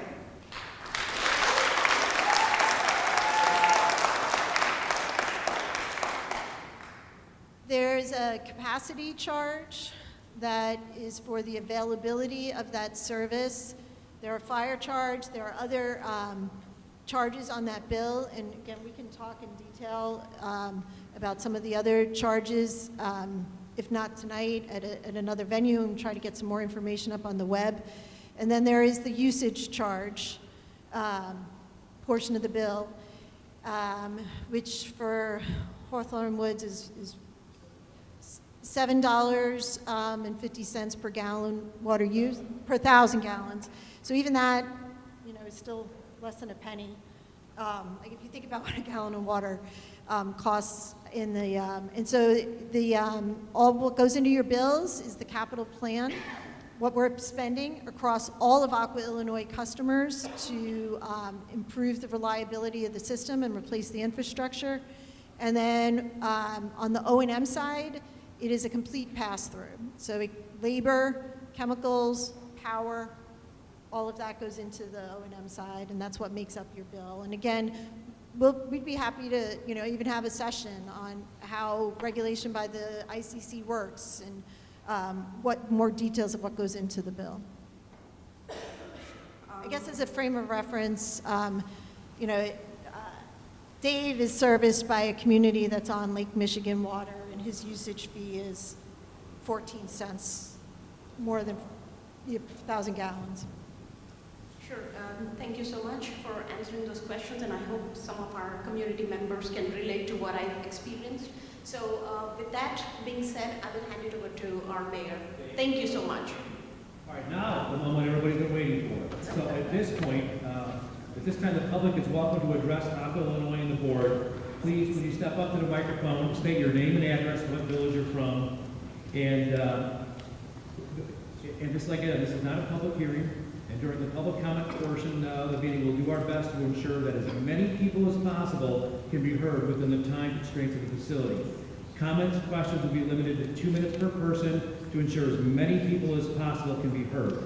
At the end of the public comments, Aqua Illinois will have an opportunity to respond. And if there's fewer people that are going to ask questions and you haven't got all your questions out and there's still time, please come on back up, ask whatever question. We're not trying to limit you, we're just constrained with facilities here. And we do want everybody to be heard, but understand this is a board meeting, you have to follow the rules. So please state your name and all right, thank you. Neil Koplitz, 14 Tournament Drive North in the Hawthorn Woods Country Club. First of all, I want to start off with thanking Mayor DiMaggio, Pam Newton, John Malcolm, and all the other volunteers who really helped us through this crisis. Thank you very much. Thank you to Aqua for appearing today. Now the niceties are over. I'm going to get into a few of my comments, and I'll list out my items, and you can respond accordingly either now or later. You spoke a lot about communications. You spoke a lot about outbound communications, and our representative there just brought up a very good point. Your inbound communications, how you handle the inbound calls, no recordings, the people who are answering in the call centers, not only have a lack of knowledge, but also a lack of customer service, a lack of empathy. Even calling last week, the week before, and even this morning, the answers I'm receiving upon the claims that I've opened have been less than satisfactory. I've opened personally 2 claims. I've also signed up for the advisory committee.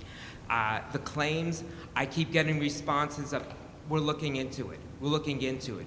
Oh, your one claim has no merit. You would have had to clean your system anyway. That's not really what I want to hear after going through this and having spent so much money. Talking about the secondary systems, our claims, what recourse are we going to have? Are the claims going to be reviewed? How are they going to be acknowledged? Are we going to get reparations for the money that we've already spent for the damages? We spoke about the preventative measures. I want to speak a moment about the email about the $100 gift card.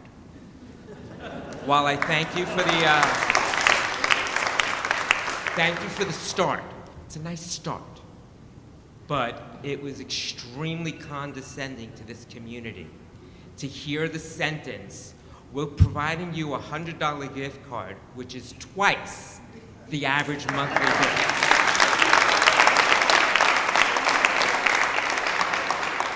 To those of us whose minimum bill each month is $168, that was very not appropriate. Flags. Our neighborhood is full of little red, yellow, and blue flags that have now been there a month.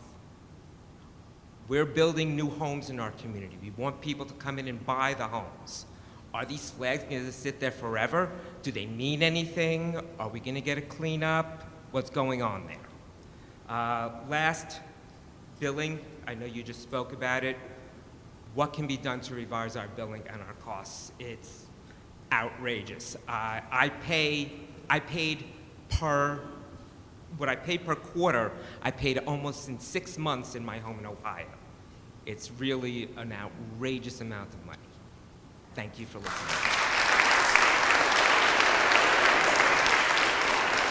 Thank you. You know, I'm sorry, before the next, I don't want to cut anybody off, so I want to give you guys as much time as we possibly can. Can I just see a show of hands of who's planning on coming up, asking a question, or making a statement, so we can try to fit a lot of time. So not so many, so let's give everybody some more time then. 5 minutes? 3? Okay, 3 minutes. That's it. So please, come on up, state your name. I want to give you as much time as possible, so. I appreciate the extra minute. Susan Bauer, 10 Tournament Drive South, Hawthorn Woods, Illinois. I'm sorry, could you repeat that, Sure. please? Susan Bauer, 10 Tournament Drive South, Hawthorn Woods. Thank you. And I thank Neil, because I think most of us here feel the same way about the costs.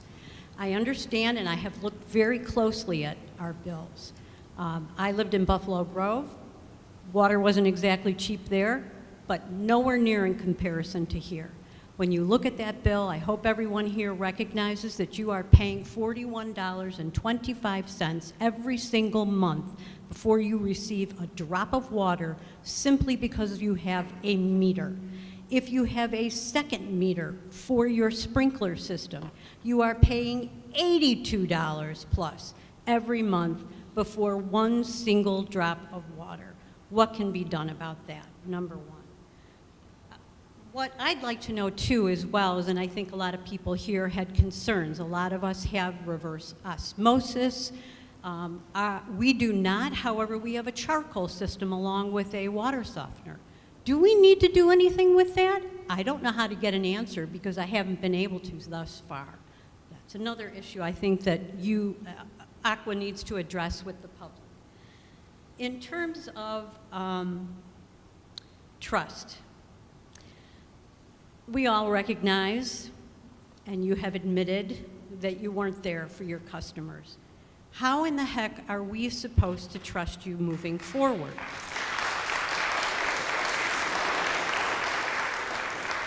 I recognize that you're trying by being here, and I applaud you for doing it. It's not easy to sit up there and hear your customers so unhappy, but I don't understand how you can have trust, how you can gain it again, when you did not provide timely information, you did not provide truthful information.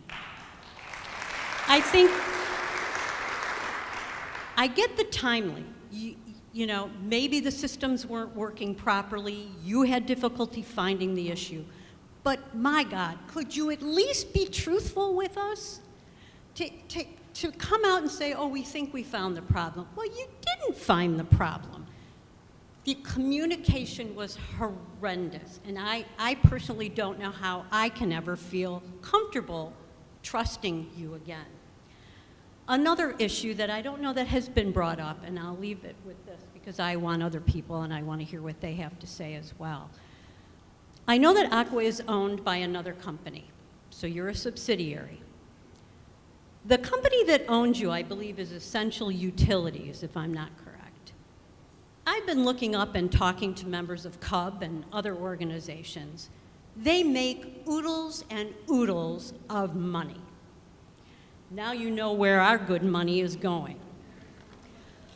What can you do to ensure the public here that whatever actions you are taking, whether it be the new additional well, et cetera, that we aren't going to bear the burden of those costs in the future?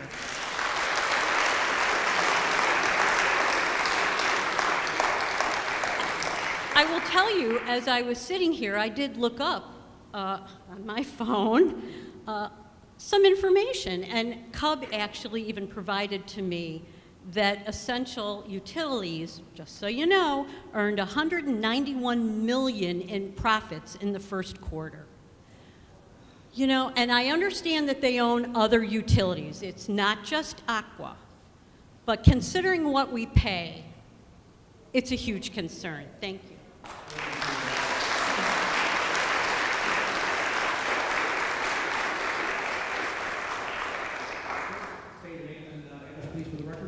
Hi, my name is Howard Futterman. My address is 11 West Peter Lane in Hawthorn Woods.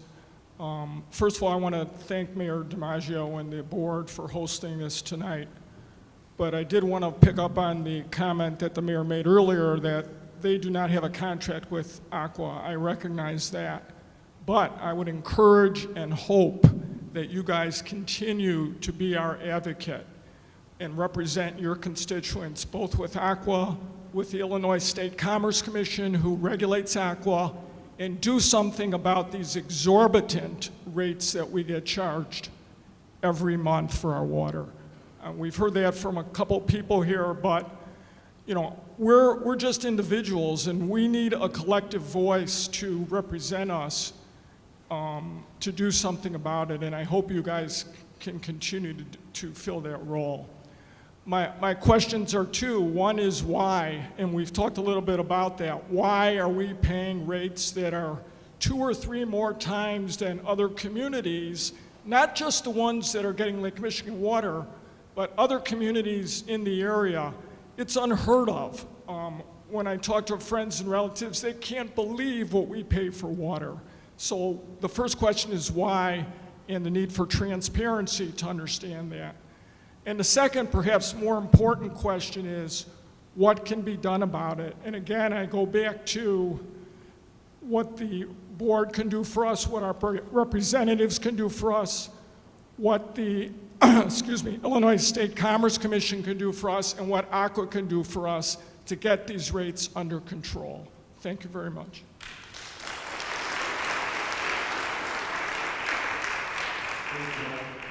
Just address Howard for 1 second. We have appealed these rates before the ICC. We are going to do everything we possibly can to keep them and get them lower for you. So we are working on that.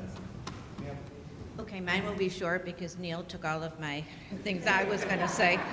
Rayanne Stewart. I live at 15 Twin Eagles Court in Hawthorn Woods Country Club. For the last 3 years, we lived in a townhome in Hawthorn Woods Country Club. And our bill has always been steadily like $125 a month, $122 on a very low one. Last winter, we were gone for 3 weeks of a month. It was the same bill when we got home. No water used, it was still the same amount. And as much as I appreciate your apologies, I do appreciate that. It's hard to sit up there. It's not nearly enough. And this was very offensive to me. We're sending a $100 gift card. We hope this gesture, which is nearly twice the average monthly water bill. I was in a townhouse, and I spent almost 3 times this.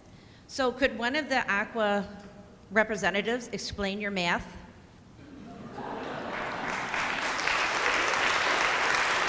I also have 4 random water bills in here that I just brought with. If you don't believe what we're paying, I picked them out of our bills.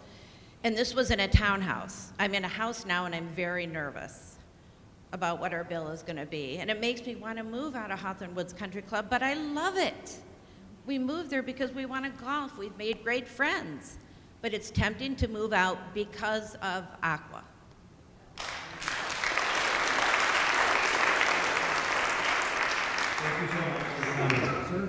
Hi, my name is Bruce Burson, 8 Melrose Place in Hawthorne Hills. Just to follow up a little bit with the cost of water, I'll trade bills with the other 2 speakers about the bills because I'm fortunate enough to be able to go away in the winter, so I'll have no water use for a month or 2. My bill's $107 with 0 water consumption. And I learned, recently all the water meters apparently on your system were replaced. And we've lived in the house less than 6 years. The individual who changed our water meter was a little bit surprised. He was from out of state, doing the water meter exchange, said, we're apparently on a 5-year change out of the water meter. And I said, well, how much do these things cost? And if I recall right, he said somewhere between $2,000 and $4,000. And on the other hand, on the internet, Hoffman Estates replaced all their water meters in about 2022 with the same brand of meter that we're using. And they said in their public release that the expected life expectancy of meters is 15 to 20 years. So my question is, I don't know if it's true that you're on a 5-year change out, but if you are, and that's going into our fixed charges, that's a lot of money over 3 years if these things cost $3,000. Anyhow, that's all on that. The other comment I want to make is I want to thank the trustees for some of the questions they asked, because I was very concerned when I heard about how this event transpired, that there was an alarm, and then I learned it took the operator 7 hours to get there. And I used to work for a federal regulatory agency that oversaw nuclear power plants, and I can tell you that if an operator waited 7 hours to react to an alarm, we wouldn't have any lights in this country.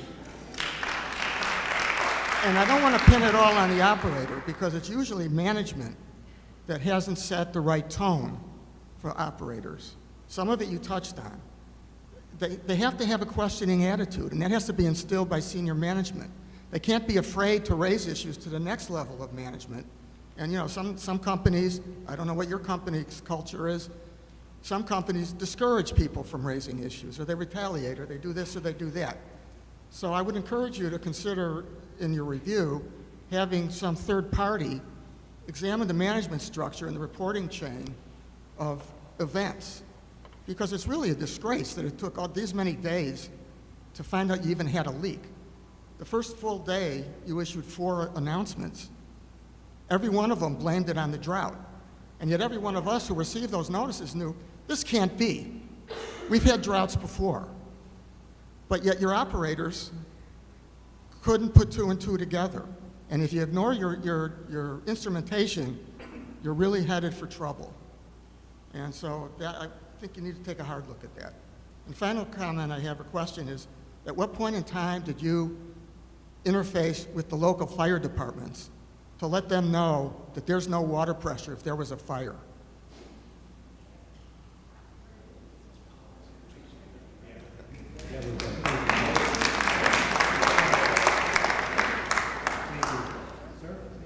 Good evening. Name is Howard Kaufman, 4 Melrose Place, Hawthorn Woods. I'd first just like to thank the board for submitting a really complete list of questions. Almost complete. There's always more. But thank you very much, and thank you, Pam, for answering the emails. And I have to say, this was a great mea culpa on the part of Aqua, but except for the fact that you're lowering the limit on the tank for alarms, I didn't hear any facts. And it brought to mind what Bruce just said. Does Aqua have a mission statement and a vision? Does Aqua do strategic planning? And if so, how often and when was your last strategic plan? You look like a leadership missing company. There does not seem to be any real direction from the top. My specific questions are, did you save the failed components? Because when a plane crashes, they put the plane back together. So did you save the components?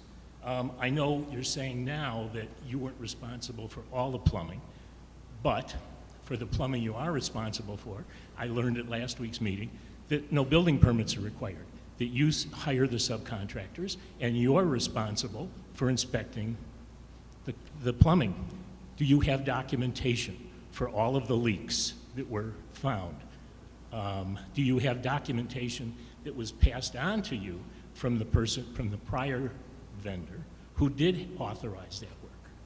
A 2-inch leak in a ductile iron pipe isn't an accident. Something was done wrong. The backfill was wrong, or something else was wrong. Next question.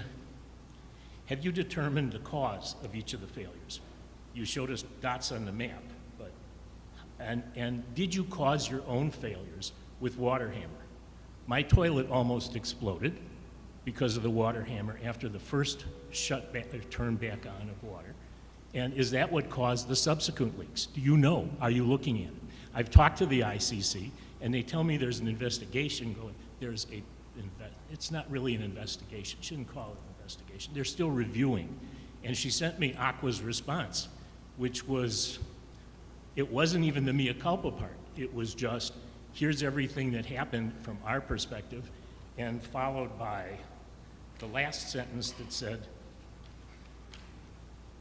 in reference to compensation, customers will be charged for water used during the period. Bottled water was provided to all residents for consumption during the boil advisory. Claims submitted for monetary damages due to the event will be evaluated on a case-by-case basis. Hopefully the village has some clout for all the revenue they lost in the aquatic center.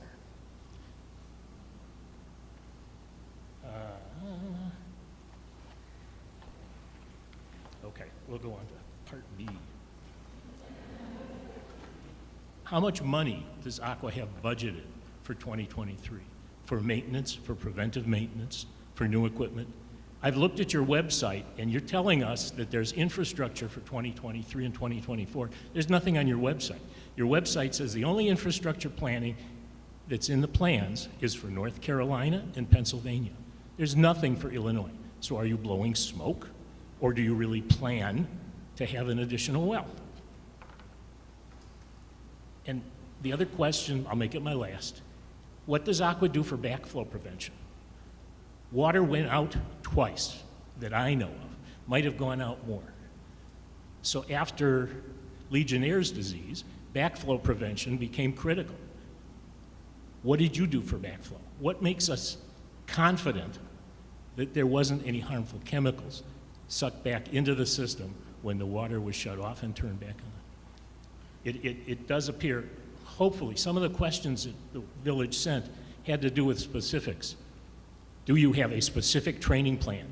Do you train new employees? Employees have to be certified that they're capable of running your equipment, that they know how to react in a situation. Is there a checklist when the operator came into the building? Check, check, check. I checked this, this, this, and this. Time to call. I don't know. You gave us, I guess I hate to keep using the word, you gave us mea culpas, but nothing substantial in terms of answers. Thank you. Thank you. Good evening. My name is Paul Segala. I live in Hawthorn Woods. I am the fire chief of the Long Grove Fire Protection District. I would like to thank the village for hosting this forum. It's extremely valuable to the residents.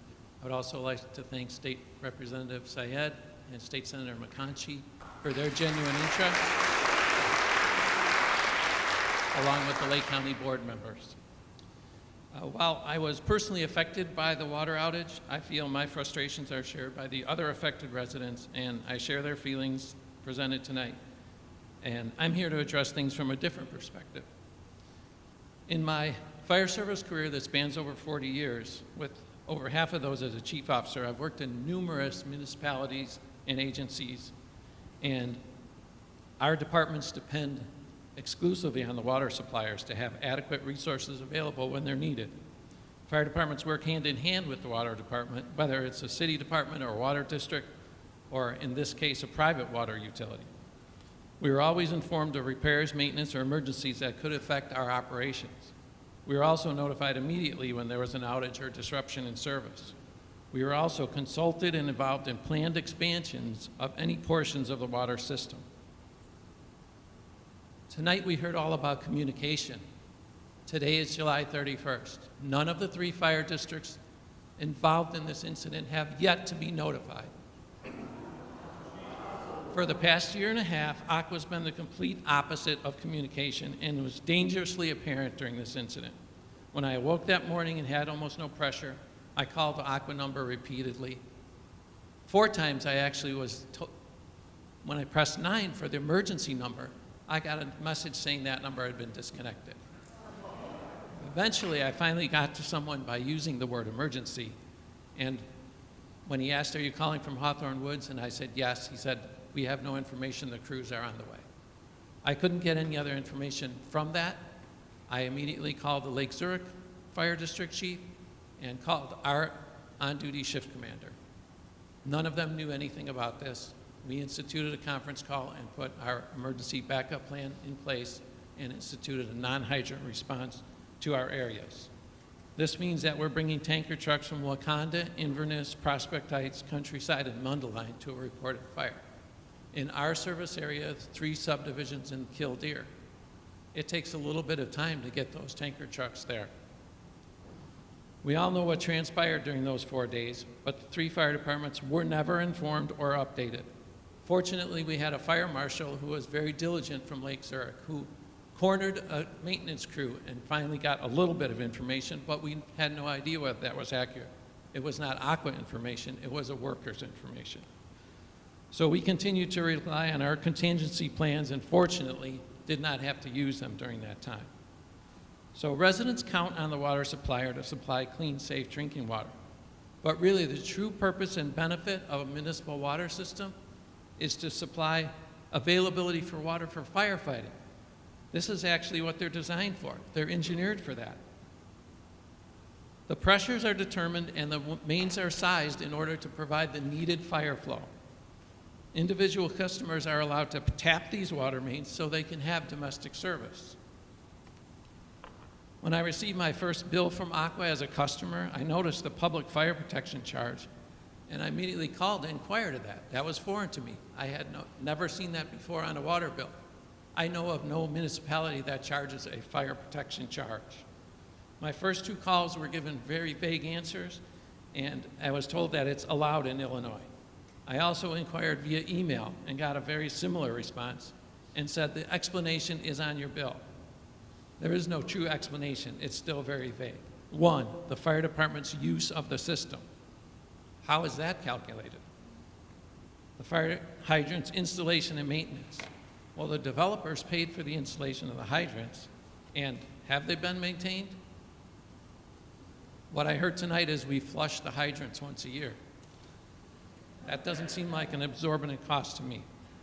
If there is a cost for this, it's certainly not dependent on the use of water by the customer. Why would the number of times I water my lawn have an impact on the fire protection charge? If there is a charge, it should not be based on the individual customer's usage. Number 3, the cost of water used for fire protection service. Again, how is this calculated? How is it different from the fire department use? And aren't residents already being charged for this as a normal operating cost? So as I said, communication between the water company and the fire districts is absolutely essential. I told you we've had 0 communication from Aqua, and I even resorted to being critical in the Daily Herald, hoping that I would somehow evoke a response from them. Still nothing. Since this is my first experience using a private water company, perhaps this is the norm. I pray it's not. But if it is, then it's completely wrong. And I also have no trust or faith in Aqua to try and right this wrong, based on the tactics and strategies used during this recent emergency. So I'll be focusing my efforts on legislative change to mandate required communication, maintenance, and emergency procedures.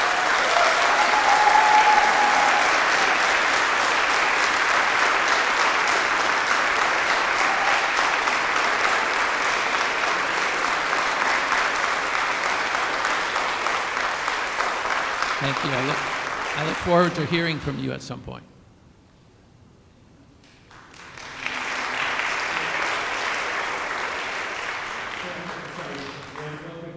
Paul, thank you so much for your comments. Appreciate it. But just to let our residents know that our village did in fact contact the fire department on actually it was July 3rd.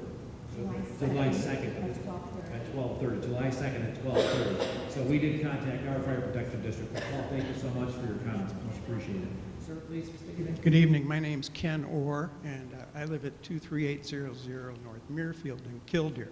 So thanks for having us. We appreciate it. And I understand Aqua is here. We appreciate you being here and facing the music. We know that you're in full crisis mode. I mean, we understand that, and it's important to take ownership of the problem, which we applaud you for doing. However, trust is earned, and we're going to look forward to seeing all of these wonderful things put into place. We're a little skeptical about how well that's going to happen, because when this outage occurred, for some of us, there was no surprise, because we've been new residents here only 2.5 years, and in that 2.5-year period, we have had more outages and boil orders than we have experienced in all of our residents in Northbrook, Downers Grove, the city of Chicago, Palm Desert, California, and La Quinta, California. We have never had so many boil orders and disruptions of service. This is the least reliable water service that we have ever experienced. So I guess the question becomes, how good is your system? Because it just doesn't sound like it's very good. And I can hear about all the acoustic testing and all the rest of that stuff. But if we're going to stand here today and really assess what the infrastructure of your product is all about, and bills are a whole nother topic, I don't know what grade we'd give them. What grade would we give them? It's not very high. And I guess the frustration that you're feeling tonight is that when you turn on your tap, you expect it to be there. It's an essential, basic service. that people in this room and throughout the community expect you to provide for us 24/7. And boil orders, interruptions of service, and a catastrophic system failure don't go very far in terms of building community trust or confidence. Now, one other point. I would urge everybody to file a formal complaint with the ICC and with CUB, which we did. Because the more that we put on the books, the more pressure we can bring to bear. Because as our firefighter gentleman said, the way to address this is regulatory and oversight. And right now it doesn't sound like there's much regulatory oversight because you've got, I didn't hear the direct response in terms of who really owns regulating and overseeing the performance of this entity. I don't know who that is. We know it's not the village. It's not the ICC because they're about rates, correct? Is it CUB? Are they about rates? Is it Lake County? Where does the buck stop? And I'd just like to understand that. Anyway, thank you. Thank you for having us.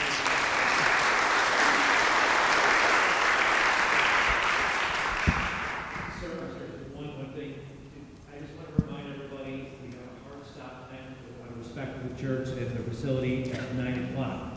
I'm sorry, 9:30. We have plenty of time, but I just want to make sure we can just keep our comments concise. I want to make sure everybody that wants to be heard gets heard. Thank you, please, sir. Thank you. James George, 175 Cardinal Drive, Hawthorn Woods. First and foremost, thank you for the village for hosting. Thank you for the church for allowing us to be here. Secondly, we're all community neighbors here. How the format of this event was I felt a little bit taken away from that. We sat for about over an hour to listen to communications, and that's great. I understand there's a process, and then also, that's partly why I got up, because I was sitting here for so long, I wanted to stand up for a little bit. But also, too, is that the response, too, like when we were a little bit frustrated, and we were told that, hey, do you know what? If you don't like it, you can leave. So, I want to be transparent and say that, too. I felt a little bit upset about that, too. So we are all here. We're respectful. We're trying to voice our concerns. Maybe the form could have been done a little bit differently, where we could have had our time for questions and then reversed it as an exception, because this is a little bit of a big deal. Secondly, thank you, Representative Nabila Saeed, for listening to us. You held 2 Zoom conversations. That's what we need. We need a voice. We need a champion. This has been going on for some time, and I hope you will continue to represent this area, along with the fire chief. Thank you for having the courage to come out here and say that as well, too. So partly some of my questions is that, yes, the pipe was corroded. Are we dealing with an ancient system here? Is this going to be constant corrosions, constant repairs? How old is the system? Do we need to keep looking at different breakage points? Is this always going to be happening? What do we need to do? How strong is your infrastructure? Next question is that we've been hearing about Lake Zurich and going into Lake Michigan. Other communities are also doing that as well, too, in our surrounding area. How can we get further educated to know that can we use Lake Michigan water or not? I know there was $8,000 invested and another $40,000 invested. What are the results of those analyses there? Why wasn't that made public? Can we understand? What do we need to do to get the jump there? Can the Aqua infrastructure support Lake Michigan water? Let's kill that, whether we move there or not. Let's really find the facts. Let's understand, is Lake Michigan water better than the well water? I feel that treatment, what is the treatment needed to do for the water? The water quality is extremely poor. It's all calcified. I understand there are some tests, ICC, all this extra stuff. I think enough is enough, right? So, like one of the gentlemen said, this is a utility in which we just need water, right? Just regular water that we can bathe in and not be forced to have some type of water treatment service and pay extra for it. Let's see, can we have another survey done? I think we had a survey that we're saying that about 1/3 were on Aqua and 2/3 were on well water. Can another survey be done towards the area to say, what are the benefits of, maybe a more objective survey to say, are you satisfied with Aqua? What can we do for you? Is the quality good? And then really publicize that and have that survey reviewed by the board or whatever it is, so that we know that those questions are adequately affecting the community. And then we talk about maintenance, right? And then there's a lot of maintenance fees, I believe, on the bill. So where are all those dollars? Where are those reserve funds? I mean, are they being applied to any of this stuff? There's a lot of money that's being taken. So, and then I know everything is expensive. Everything keeps going up. But I think we need to find a way to reduce the cost. I know ICC is managing that. So quick wins and takeaways is right to reduce the cost. Like, enough is enough. Let's keep getting the cost down. Let's increase our water quality. The compensation was a slap in the face. I think we all agree on that. There has to be more to be done on that. So thank you. Appreciate it.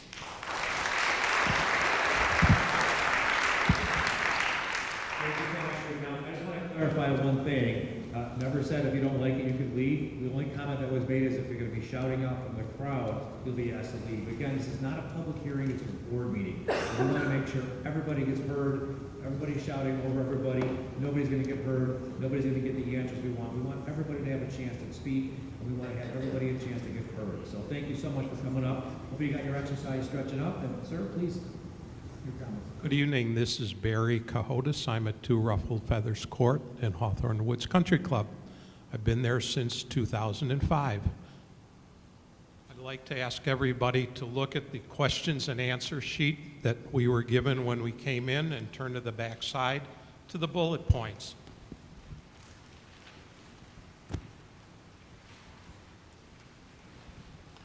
The first bullet point, they say that the leak detection surveys were outsourced. That seems to imply that Aqua doesn't have a team internally to do that. The second bullet point says they've reset their alarms, in particular the low tank alarm to a higher trigger, and another change there. It seems to indicate that should have been done originally rather than as a corrective matter. The third bullet point said they're improving their training protocols, and surprisingly, they're going to say that they're going to monitor the water plant 24/7. I think most utilities do monitor their facilities 24/7, and they're going to do it remotely. I'm surprised about that. The next bullet point says they're going to increase their continuous system metering and pressure monitoring, and I'm saying, okay, but there's no time frame as to when they're going to do that. And then the next bullet point about accelerating the plans to increase the capacity in the system, originally scheduled for late 2024, doesn't say when, but I believe the president of Aqua in his comments indicated that it may not be possible to accelerate that date. So why was we even told that that's a possibility? My point that I'm trying to make is that this is an acknowledgement of gross mismanagement, and we've seen it since we've been living in the community since 2005. There are operation weaknesses and failures. They've talked about hydrants leaking, but excuse me, that's their own field team failures to properly maintain the system. They also said, and I believe that we all got emails about conserving water because of the drought. Yet in the 7 days before the occurrence of the event, there were heavy rains the entire 7 days before. We almost got flooded out, as a matter of fact, at Hawthorn Woods. So my question is, what is the plan to reimburse the businesses and village facilities for their respective revenue losses? I do know that Hawthorn Woods Country Club had to close their facilities. They couldn't serve food. They actually closed the club, and I don't see anything mentioned tonight about reimbursement for the retail stores, our businesses, and the club for their financial losses. Thank you very much.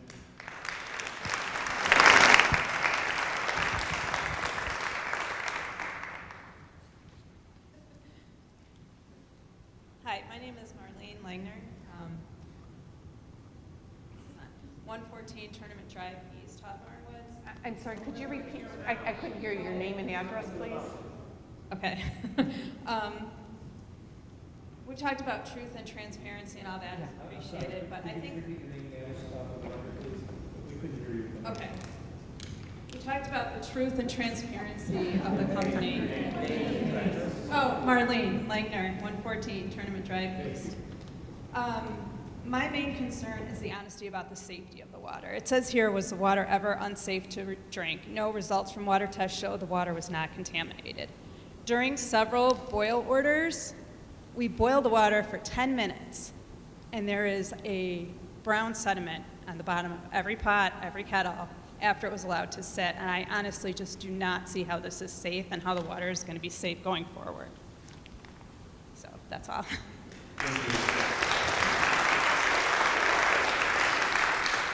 My name is Claudia Crouch. I'm at 23684 Muirfield in Killdeer in the Wentworth subdivision. Thank you for allowing us to be here tonight and for doing all that you did for our community, because our village leaders were nowhere to be found. Missing in action. Thank you to Aqua for admitting your failures. It's a great start. We appreciate that. I would like to know if you're willing to provide tonight an address where we can send our claims. We were originally turned away from water over at the Aquatic Center because we were Killdeer residents and not Hawthorn Woods. Yep. And then when we did get water, we were allowed 2 to 3 gallons. Great, I flushed 2 toilets. Thank you. Not enough, not okay. We bought water by the cartload at Target Mariano's, who ran out. So I would like to be compensated for our water, for our showers that we took at the Y and the BG Fitness Center, for the $400 in food that had to go to waste, for the 4th of July barbecue that was canceled and couldn't even be rescheduled for the following weekend because we were still under a boil order. It's not okay. We would like an address where to send our claims, understand on a case by case, but that's my case, and where do I send my claim? Thank you.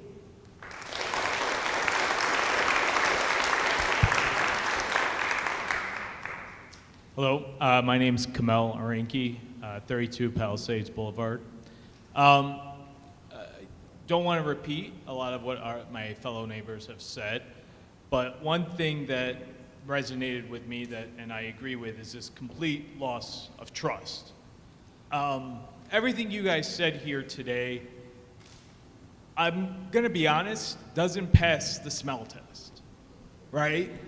So it just between the initial communications that we received that you basically have admitted was a lie, to you guys blaming an operator for everything, it doesn't pass the smell test.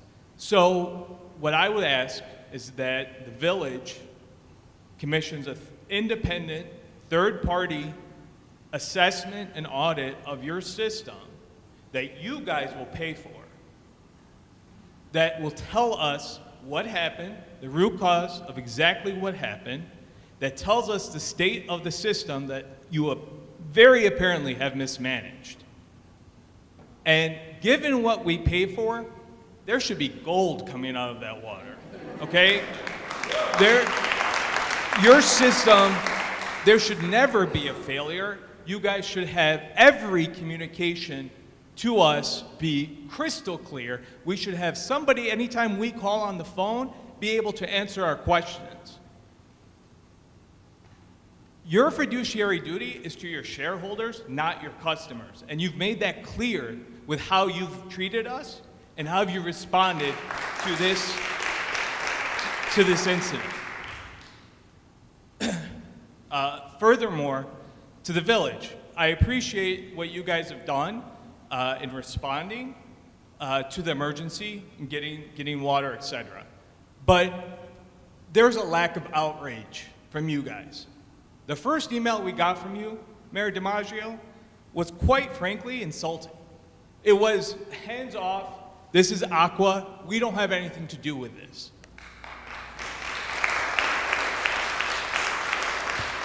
We understand that 2/3 of Hawthorn Woods is on private wells. We understand we're the minority in this community, but you represent us also. When Route 53 was going to be extended into Hawthorn Woods, your predecessor was on every task force, in every newspaper talking about it. That's what we want from you. I want you in the press. I want you talking to everybody and holding these guys accountable on our behalf. We're not asking you guys to spend extra money. We're not asking you to raise taxes for us. We're asking you to hold them accountable because you represent us just as much as you represent anybody else in Hawthorn Woods. And lastly, this is a minor point, but the Salvation Army had to come and give us water, a community where the average home price is $700,000. I expect Aqua to make a significant donation to the Salvation Army in response to what they did. Thank you.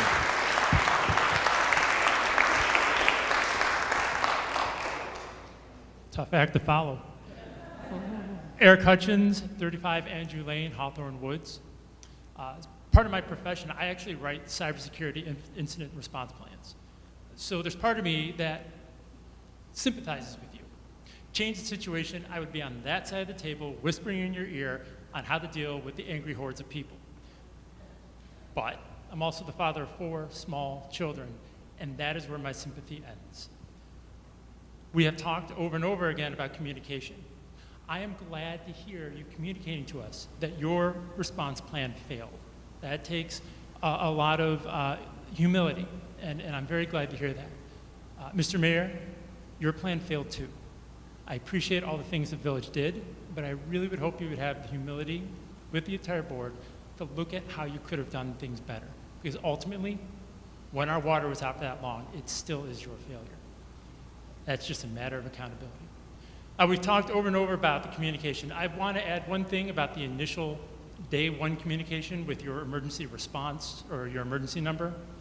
Among many things we talked about, which I also experienced in my numerous calls, I was also told that they couldn't communicate with Aqua, which is a real problem when you call the emergency line to report an emergency. So that's your first problem. Though, when I spoke to them, that was the first time I learned about this boil order, which kind of scared me because, again, those 4 small children, but it was unclear. And then I went back to your service advisory map, and there was nothing. There was just the conservation warning. So I had to juxtapose these 2 conflicting pieces of information. On the one hand, I had somebody who was telling me they don't have much information and they're just getting everything secondhand, saying there's a boil order. On the other hand, the company's official website had nothing, at least on the service advisory page. And this actually continued on to the second day when I was literally on the phone pleading with customer service, your service advisory map is not updated. I don't know what to believe. And so you may have thought you've been communicating, but obviously when you get that sort of disjointed level of information, you don't know what to believe. And indeed, as late as the end of day 1, we received one of your Mission Impossible, this message will self-destruct in 10 seconds, weird text messages that you cannot save, which my wife had to tell me what it said. She couldn't show me what it said. That made no mention of a boil order. So now I have more information that conflicts. I don't know what to believe, and that's why I was on the phone the next day pleading with your customer service about the problem with the service advisory page.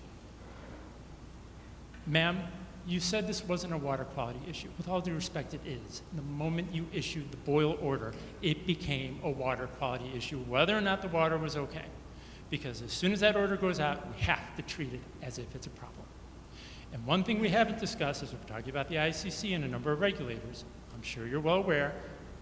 As regulated under the Safe Drinking Water Act, you have a public notification rule. In a situation like this, you have to let the public know within 24 hours if there's an issue. Now, I'm not going to say that rule was violated, but I'm certainly not going to say it was clear to me in the first 24 hours that we had a boil order. So my question is, actually more directed to the village or to the elected representatives, is anybody communicating with EPA Region 5 about possible violations of the Safe Drinking Water Act or the appropriate delegated authority? And if so, and if an investigation is launched, I would certainly hope the company would fully participate. Thank you.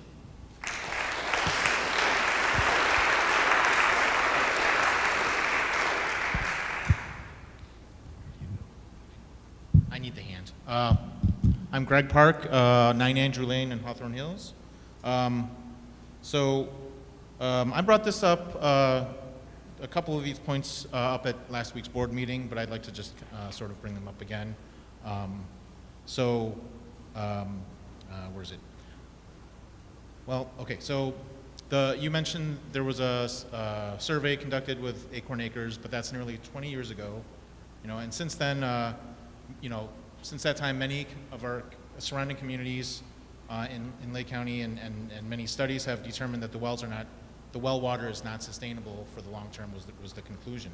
So I just would like to reiterate again and ask that you could please make sure that the residents that are on private wells, this is an issue that can affect them too, because if their wells run dry, they're going to have to pay a lot more money than to dig a new well. So I think, as somebody mentioned earlier, if you kind of, include those kind of, possibilities in when you're asking the survey questions next time, maybe the results will be a little bit different.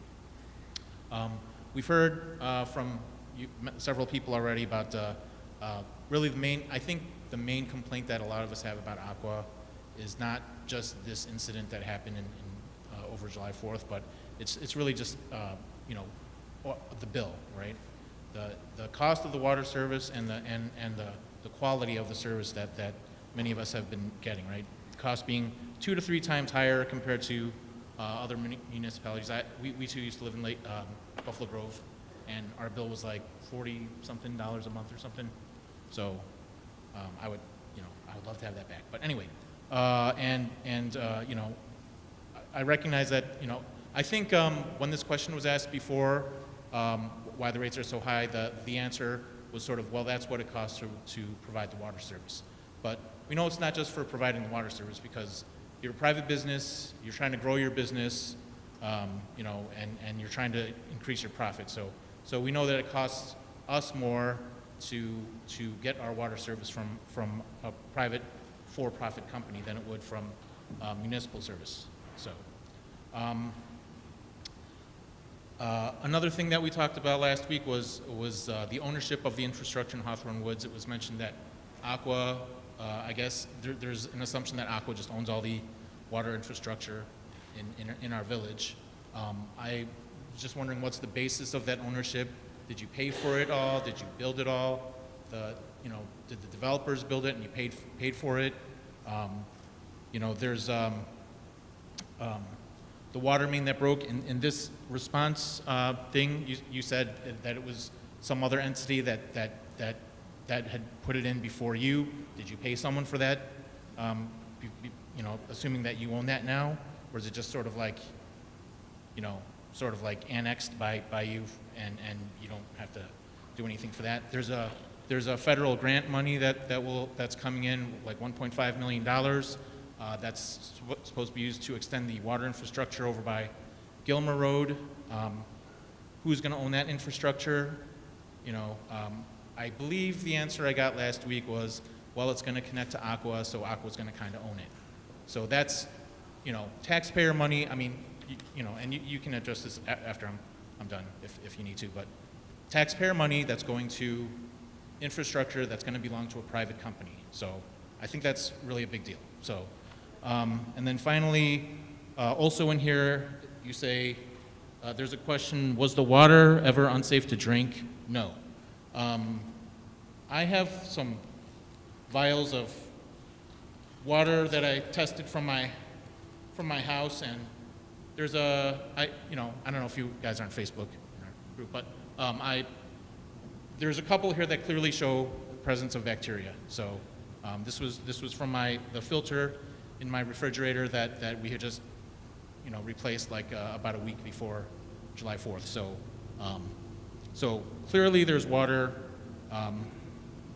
or there's bacteria in this water. So I don't think you should say no here.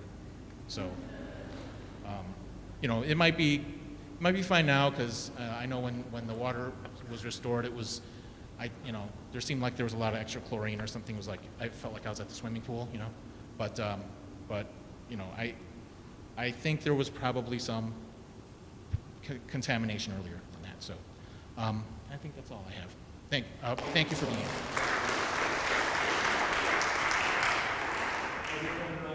It's 9:02, so about a half hour. I want to make sure everybody gets heard, so we can just keep our comments concise. So if anybody else wants to come up, then please do. We need to give Aqua a short time to respond to. I'll try to keep it concise. Thank you. My name is Najib Ahmed. I'm from 2 Potter Court, over here in the new community over here built by KHOV. I want to thank Mayor DiMaggio, the board members of Hawthorn Woods, St. Matthew Lutheran Church for hosting us, and thank you for Aqua for coming out and listening to us as well. I just want to share my personal experience on July 2nd. We obviously were not getting water when we opened our faucets. I tried calling the line. It was around like 11:30 a.m. Tried 6 times. I couldn't get through to anyone. Finally, I got to someone. They told us the technicians are out. They also said that water is out, but if you don't have water again in 4 hours, to call back to see the status. I'm sorry, I'm not going to call back after 4 hours to see what the status is. That's your responsibility to notify your constituents on what's happening there. And then also, they said if you don't get, when you do get water, you have to boil it. So I shared this with my neighbors, and my neighbors were freaking out. We have a lot of young families, a lot of new people, new residents that have moved in. They were freaking out. They have to give their kids a bath. My neighbor actually just gave birth, so women have hygiene needs after giving birth, and having no access to water is just unacceptable. The parents were joking around with the kids saying, hey, pretend it's July 4th, 1776, because we don't have any, any water in the faucets and we can't flush our toilets.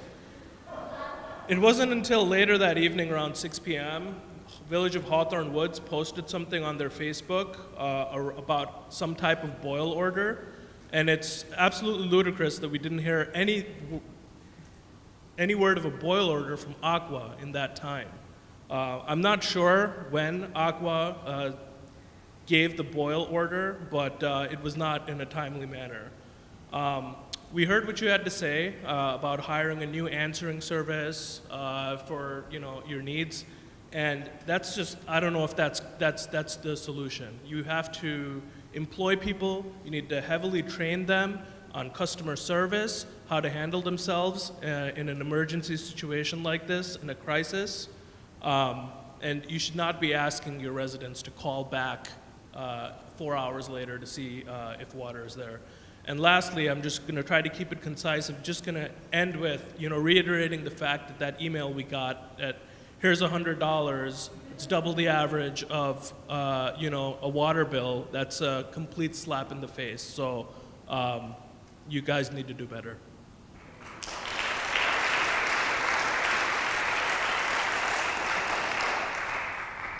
Susan Bauer again, 10 Tournament Drive South. I'll make it really quick. First of all, for those of you that do submit bills, beware. You will have to sign a waiver. That's number one. Number two, there is still an issue in our neighborhood which has not yet been addressed. It is at Open Parkway and Tournament Drive South. There is water seeping from the ground there that has been. And by the way, the only person who somewhat gave us an answer to that was McHenry Excavating, which I will give a shout out to because those men did a phenomenal job. And by the way, they were contracted out. They are not Aqua employees, and they were the ones providing us information. And now I've just lost my last question. Oh, wait, I do. Meters. Can you explain to us as well how the meters are calibrated and how often they're checked to see that they're accurate? Thank you.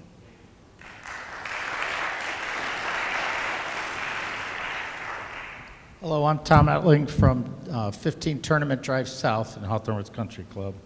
I'm just going to say one thing is ditto to almost every other comment that was made from everybody. I'm just not going to repeat it.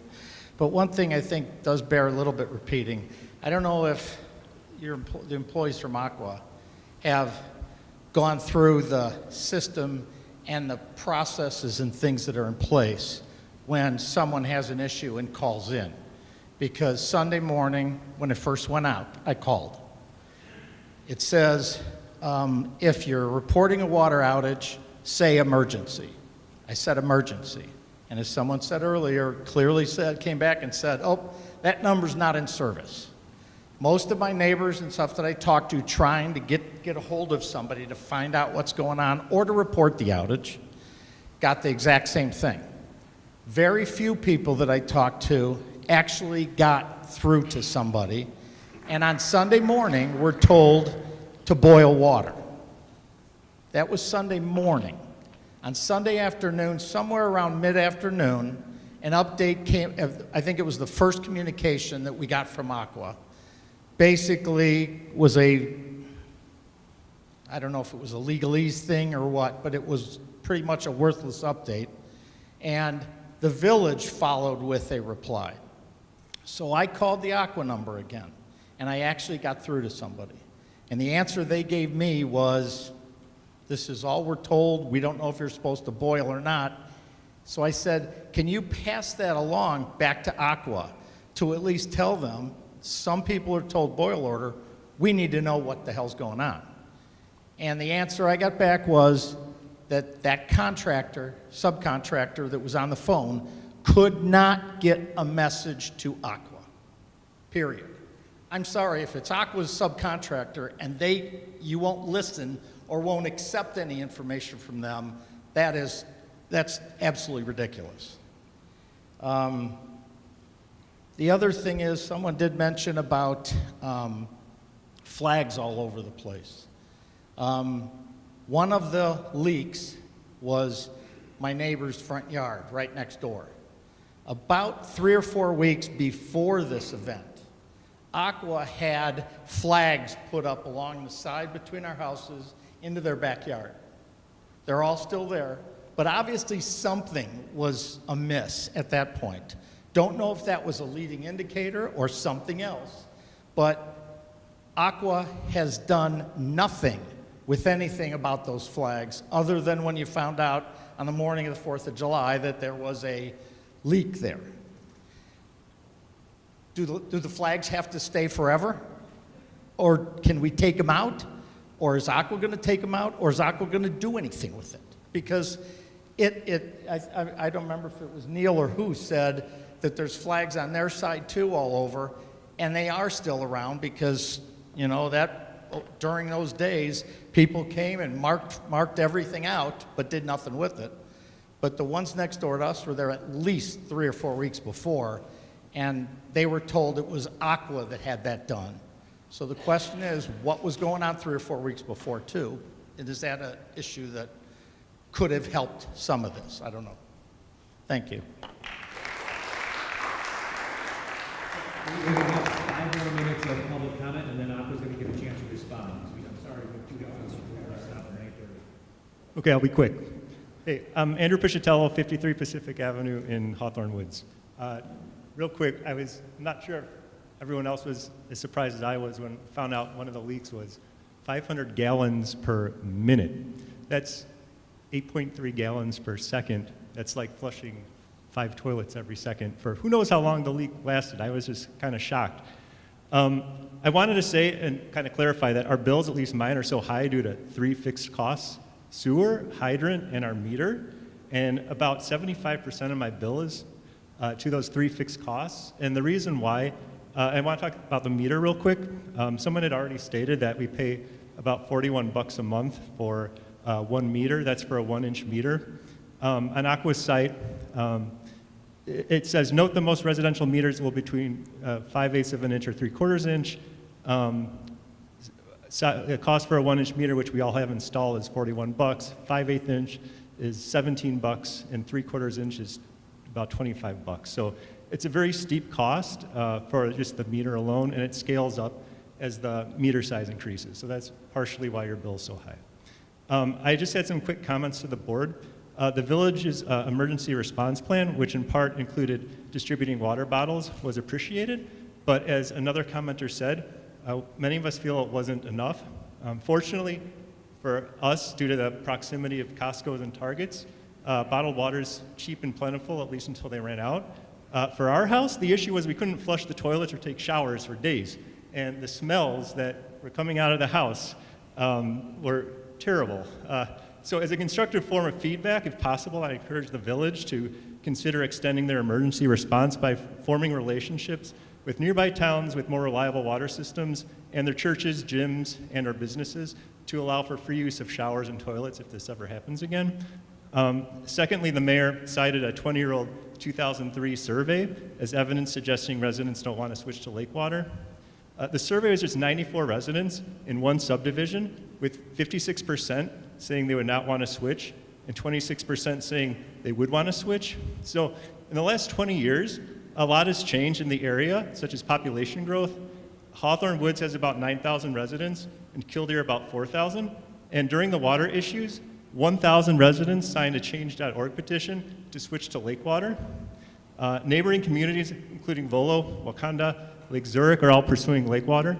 In fact, the communities of Hawthorn Woods and Killdeer are completely surrounded by towns to the north, east, and south with or who are pursuing lake water. We should follow the models used by our neighboring communities and pursue a relationship with the Illinois Joint Action Water Agency to get lake water.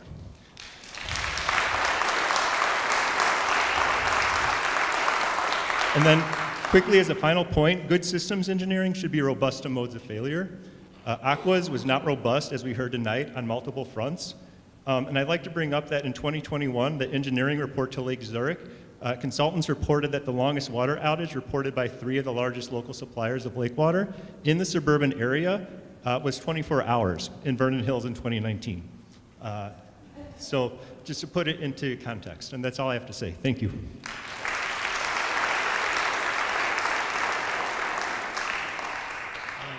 My name is Paul Pike, 1 Melrose Place, Hawthorn Woods.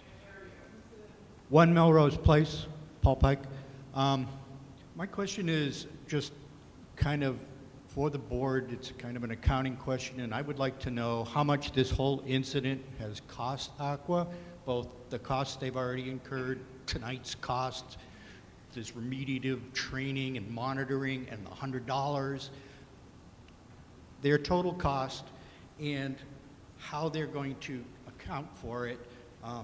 Aqua's parent is a for-profit company. The stockholders should eat the cost of the incident. What I want to make sure that our board and the state through the ICC ensures is that I don't end up paying the $100 back plus Aqua's heavy markup. And I would like the board to follow through.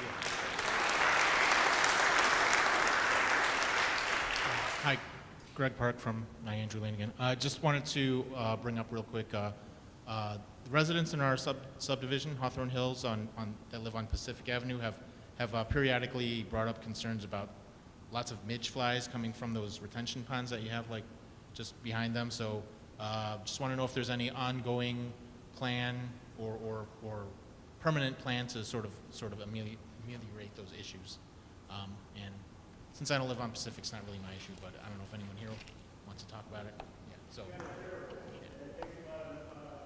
Yeah, so there you go. For 1 week of a month, I can't open my front door because there's hundreds of flies in my entryway. And you are putting up another reservoir in addition to the 3 that are back there behind Pacific Avenue. Is that going to increase this fly issue? Is there going to be any action taken? I yield my time. We want to give everybody a chance to speak. So behind you, thank you. Good evening. Ed Garrity, 31 Pacific Avenue, Hawthorn Woods. I just have one question. When about a week after we were out of water for 3-4 days, I got home one night and there's a letter from Aqua. I go, oh great, I told my wife, they're going to apologize. Open it up, the letter says, due to our bad debts, we're going to have to increase your bill by X number of dollars. It was sent out to everybody here. We're all getting charged for Aqua's bad debts because of the pandemic, which we're so tired of hearing about the pandemic. So we really shouldn't be paying for your bad debts. If we have a bad stock transaction and I'm out some money, I'm going to have to call Aqua and say, hey, I lost a few bucks on my last stock trade. Can you guys help me? Thank you.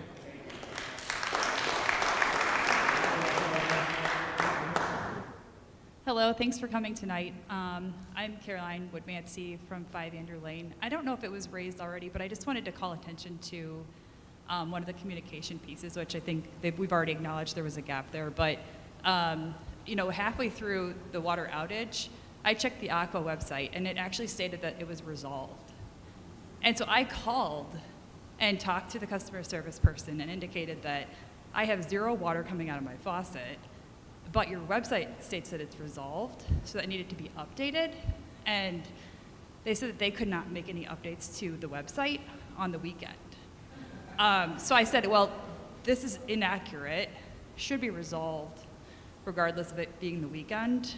There's an issue. And they just basically said there's no one that can do this because they don't have someone to resolve this on the weekend. So I think that's kind of a big issue that it was stated as resolved when it was 0 water coming out of the faucet. Thank you.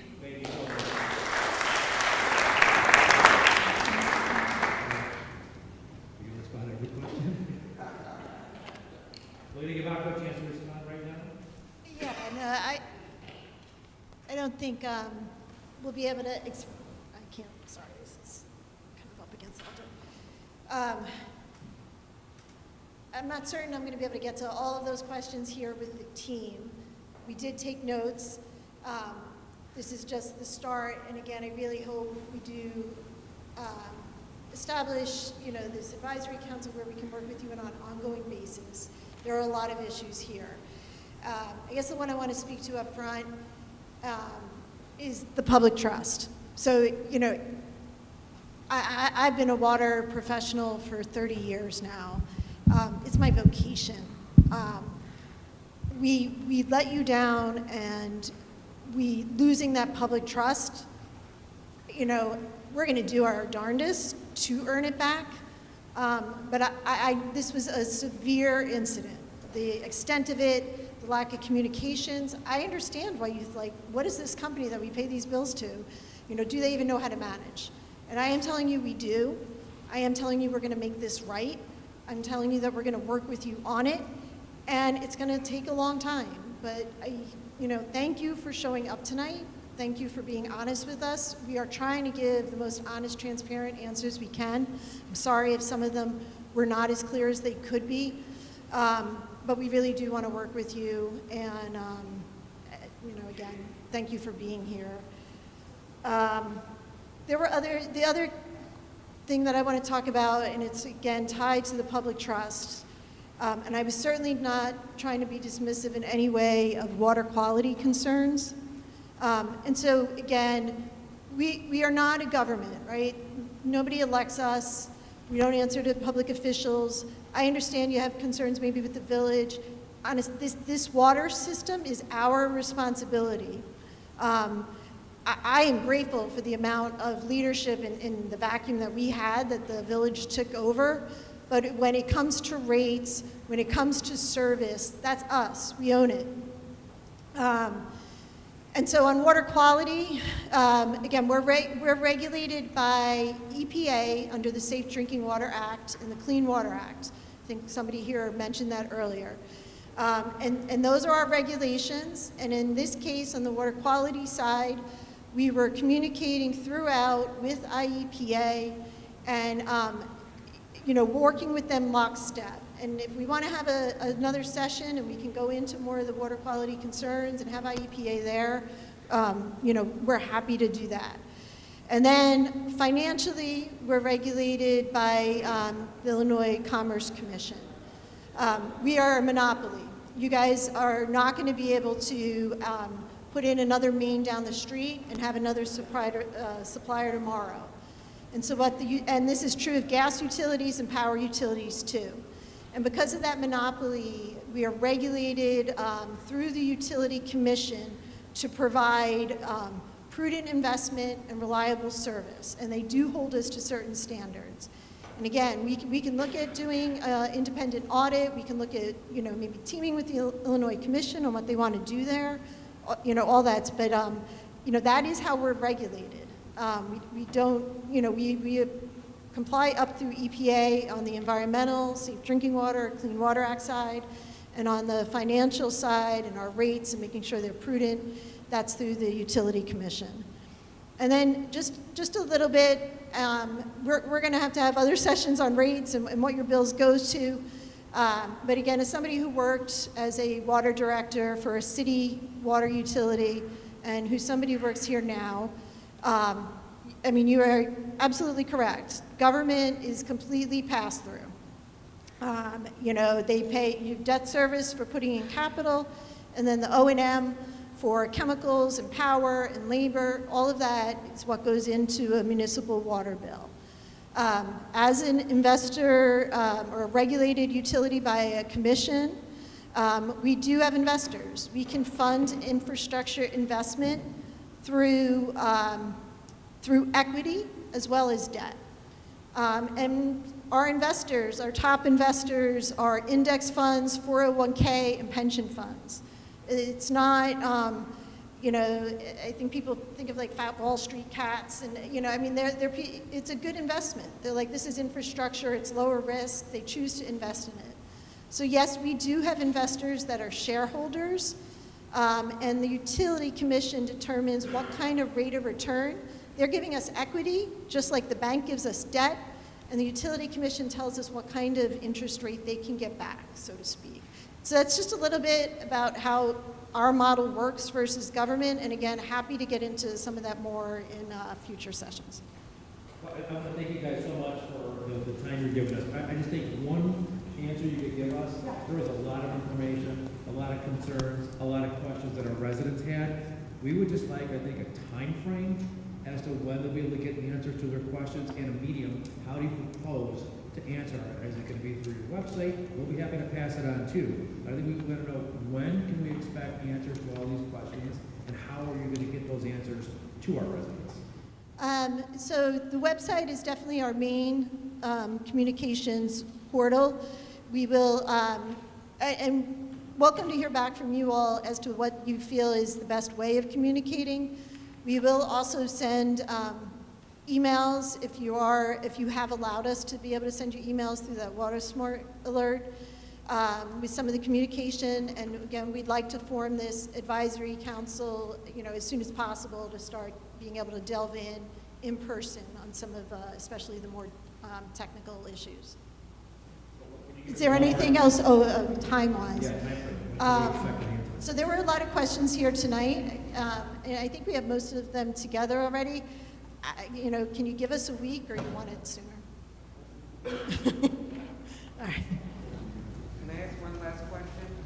Sure. When do you think we're going to actually see those gift cards from Where is it to? They're mailed tomorrow, and you know, really the you want me to talk about why I feel like it's we recognize that any compensation is really not going to be enough for 4th of July parties and food going, you know, and everything we heard, and just the disruption to your life and the worry and concern we gave to you.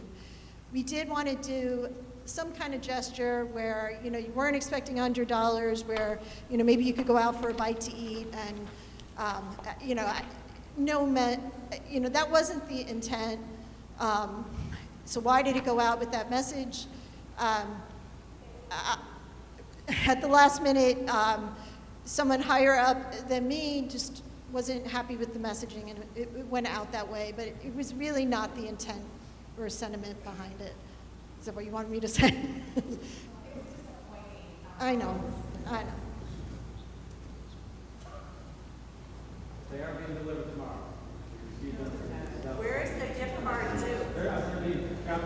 They're $100 MasterCard or Visa card. To be clear, if we cash the gift card, this isn't excluding us from any claims or anything like that. It's not, so again, and the claim address is on the website. Really encourage you to go to the website. That's being our central point. It's for specific claims like we heard here tonight, and they'll be reviewed on a case-by-case basis. They are more tied to physical damage or things you have receipt for. But cashing the gift card doesn't include anything. The cash and the gift card was just us trying to, Can we use it to pay our bills? you can use it however you want.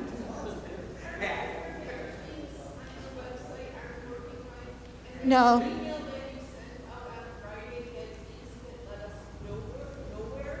So your communication on Fridays gave us a link that did not work, and when you go to your website and you look at Illinois, it has a link that also does not work. Okay, no, I was not aware that the links didn't work.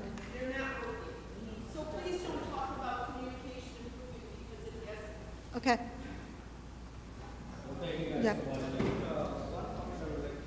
I'm sorry, it's 9:28. So I have the next item on the agenda is are there any members of the public that would like to address the board for items not related to anything we spoke about tonight or Aqua?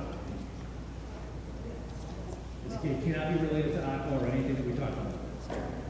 It's adjacent, but it's worthwhile. Yeah, we have 2 minutes. So we have to leave. I'm Arnold Killer from the Championship Parkway, and what I've heard, which I think a lot of people maybe missed, is that Aqua Illinois, it really is not using any sort of emergency response from trained by FEMA, the National Incident Management System. Wait, let me finish what I'm saying. I hope our village is using that. Because what I didn't hear the village saying is, I heard Longborough Fire Chief say, you know, we didn't hear these procedures. FEMA training for the National Incident Management Service, okay, is free for all of you. Every person on the council in the village, every village member, mayor, you should all be trained on that. I was a marketing person in a hospital for years. Good. Okay, we are. So I'm hearing that. I'm Good. sorry, I can't keep it on the agenda. Okay, This fine, is not but proper for this part of the agenda. it's not exactly related to. Ma'am, it is. I'm sorry. I'm so sorry. I'll be happy to stay with you afterwards and speak with you. Yeah, thank you. I'm sorry. I have to speak with the agenda. People should know, because what they missed. Anybody else? In here, what they missed. Chair is seeks a that- motion to adjourn. I can stay afterwards. I can stay afterwards. I'll be happy to stay afterwards and speak with you. Second? I second it. Okay, Mr. Beto, can you take roll? Trustee McCarthy? Trustee Kaiser? Trustee Bayer? Trustee Hurst? Trustee Lamont? Motion carries. We are adjourned. Thank you, guys. Thank you so much for coming out. Thank you, everybody, for coming out.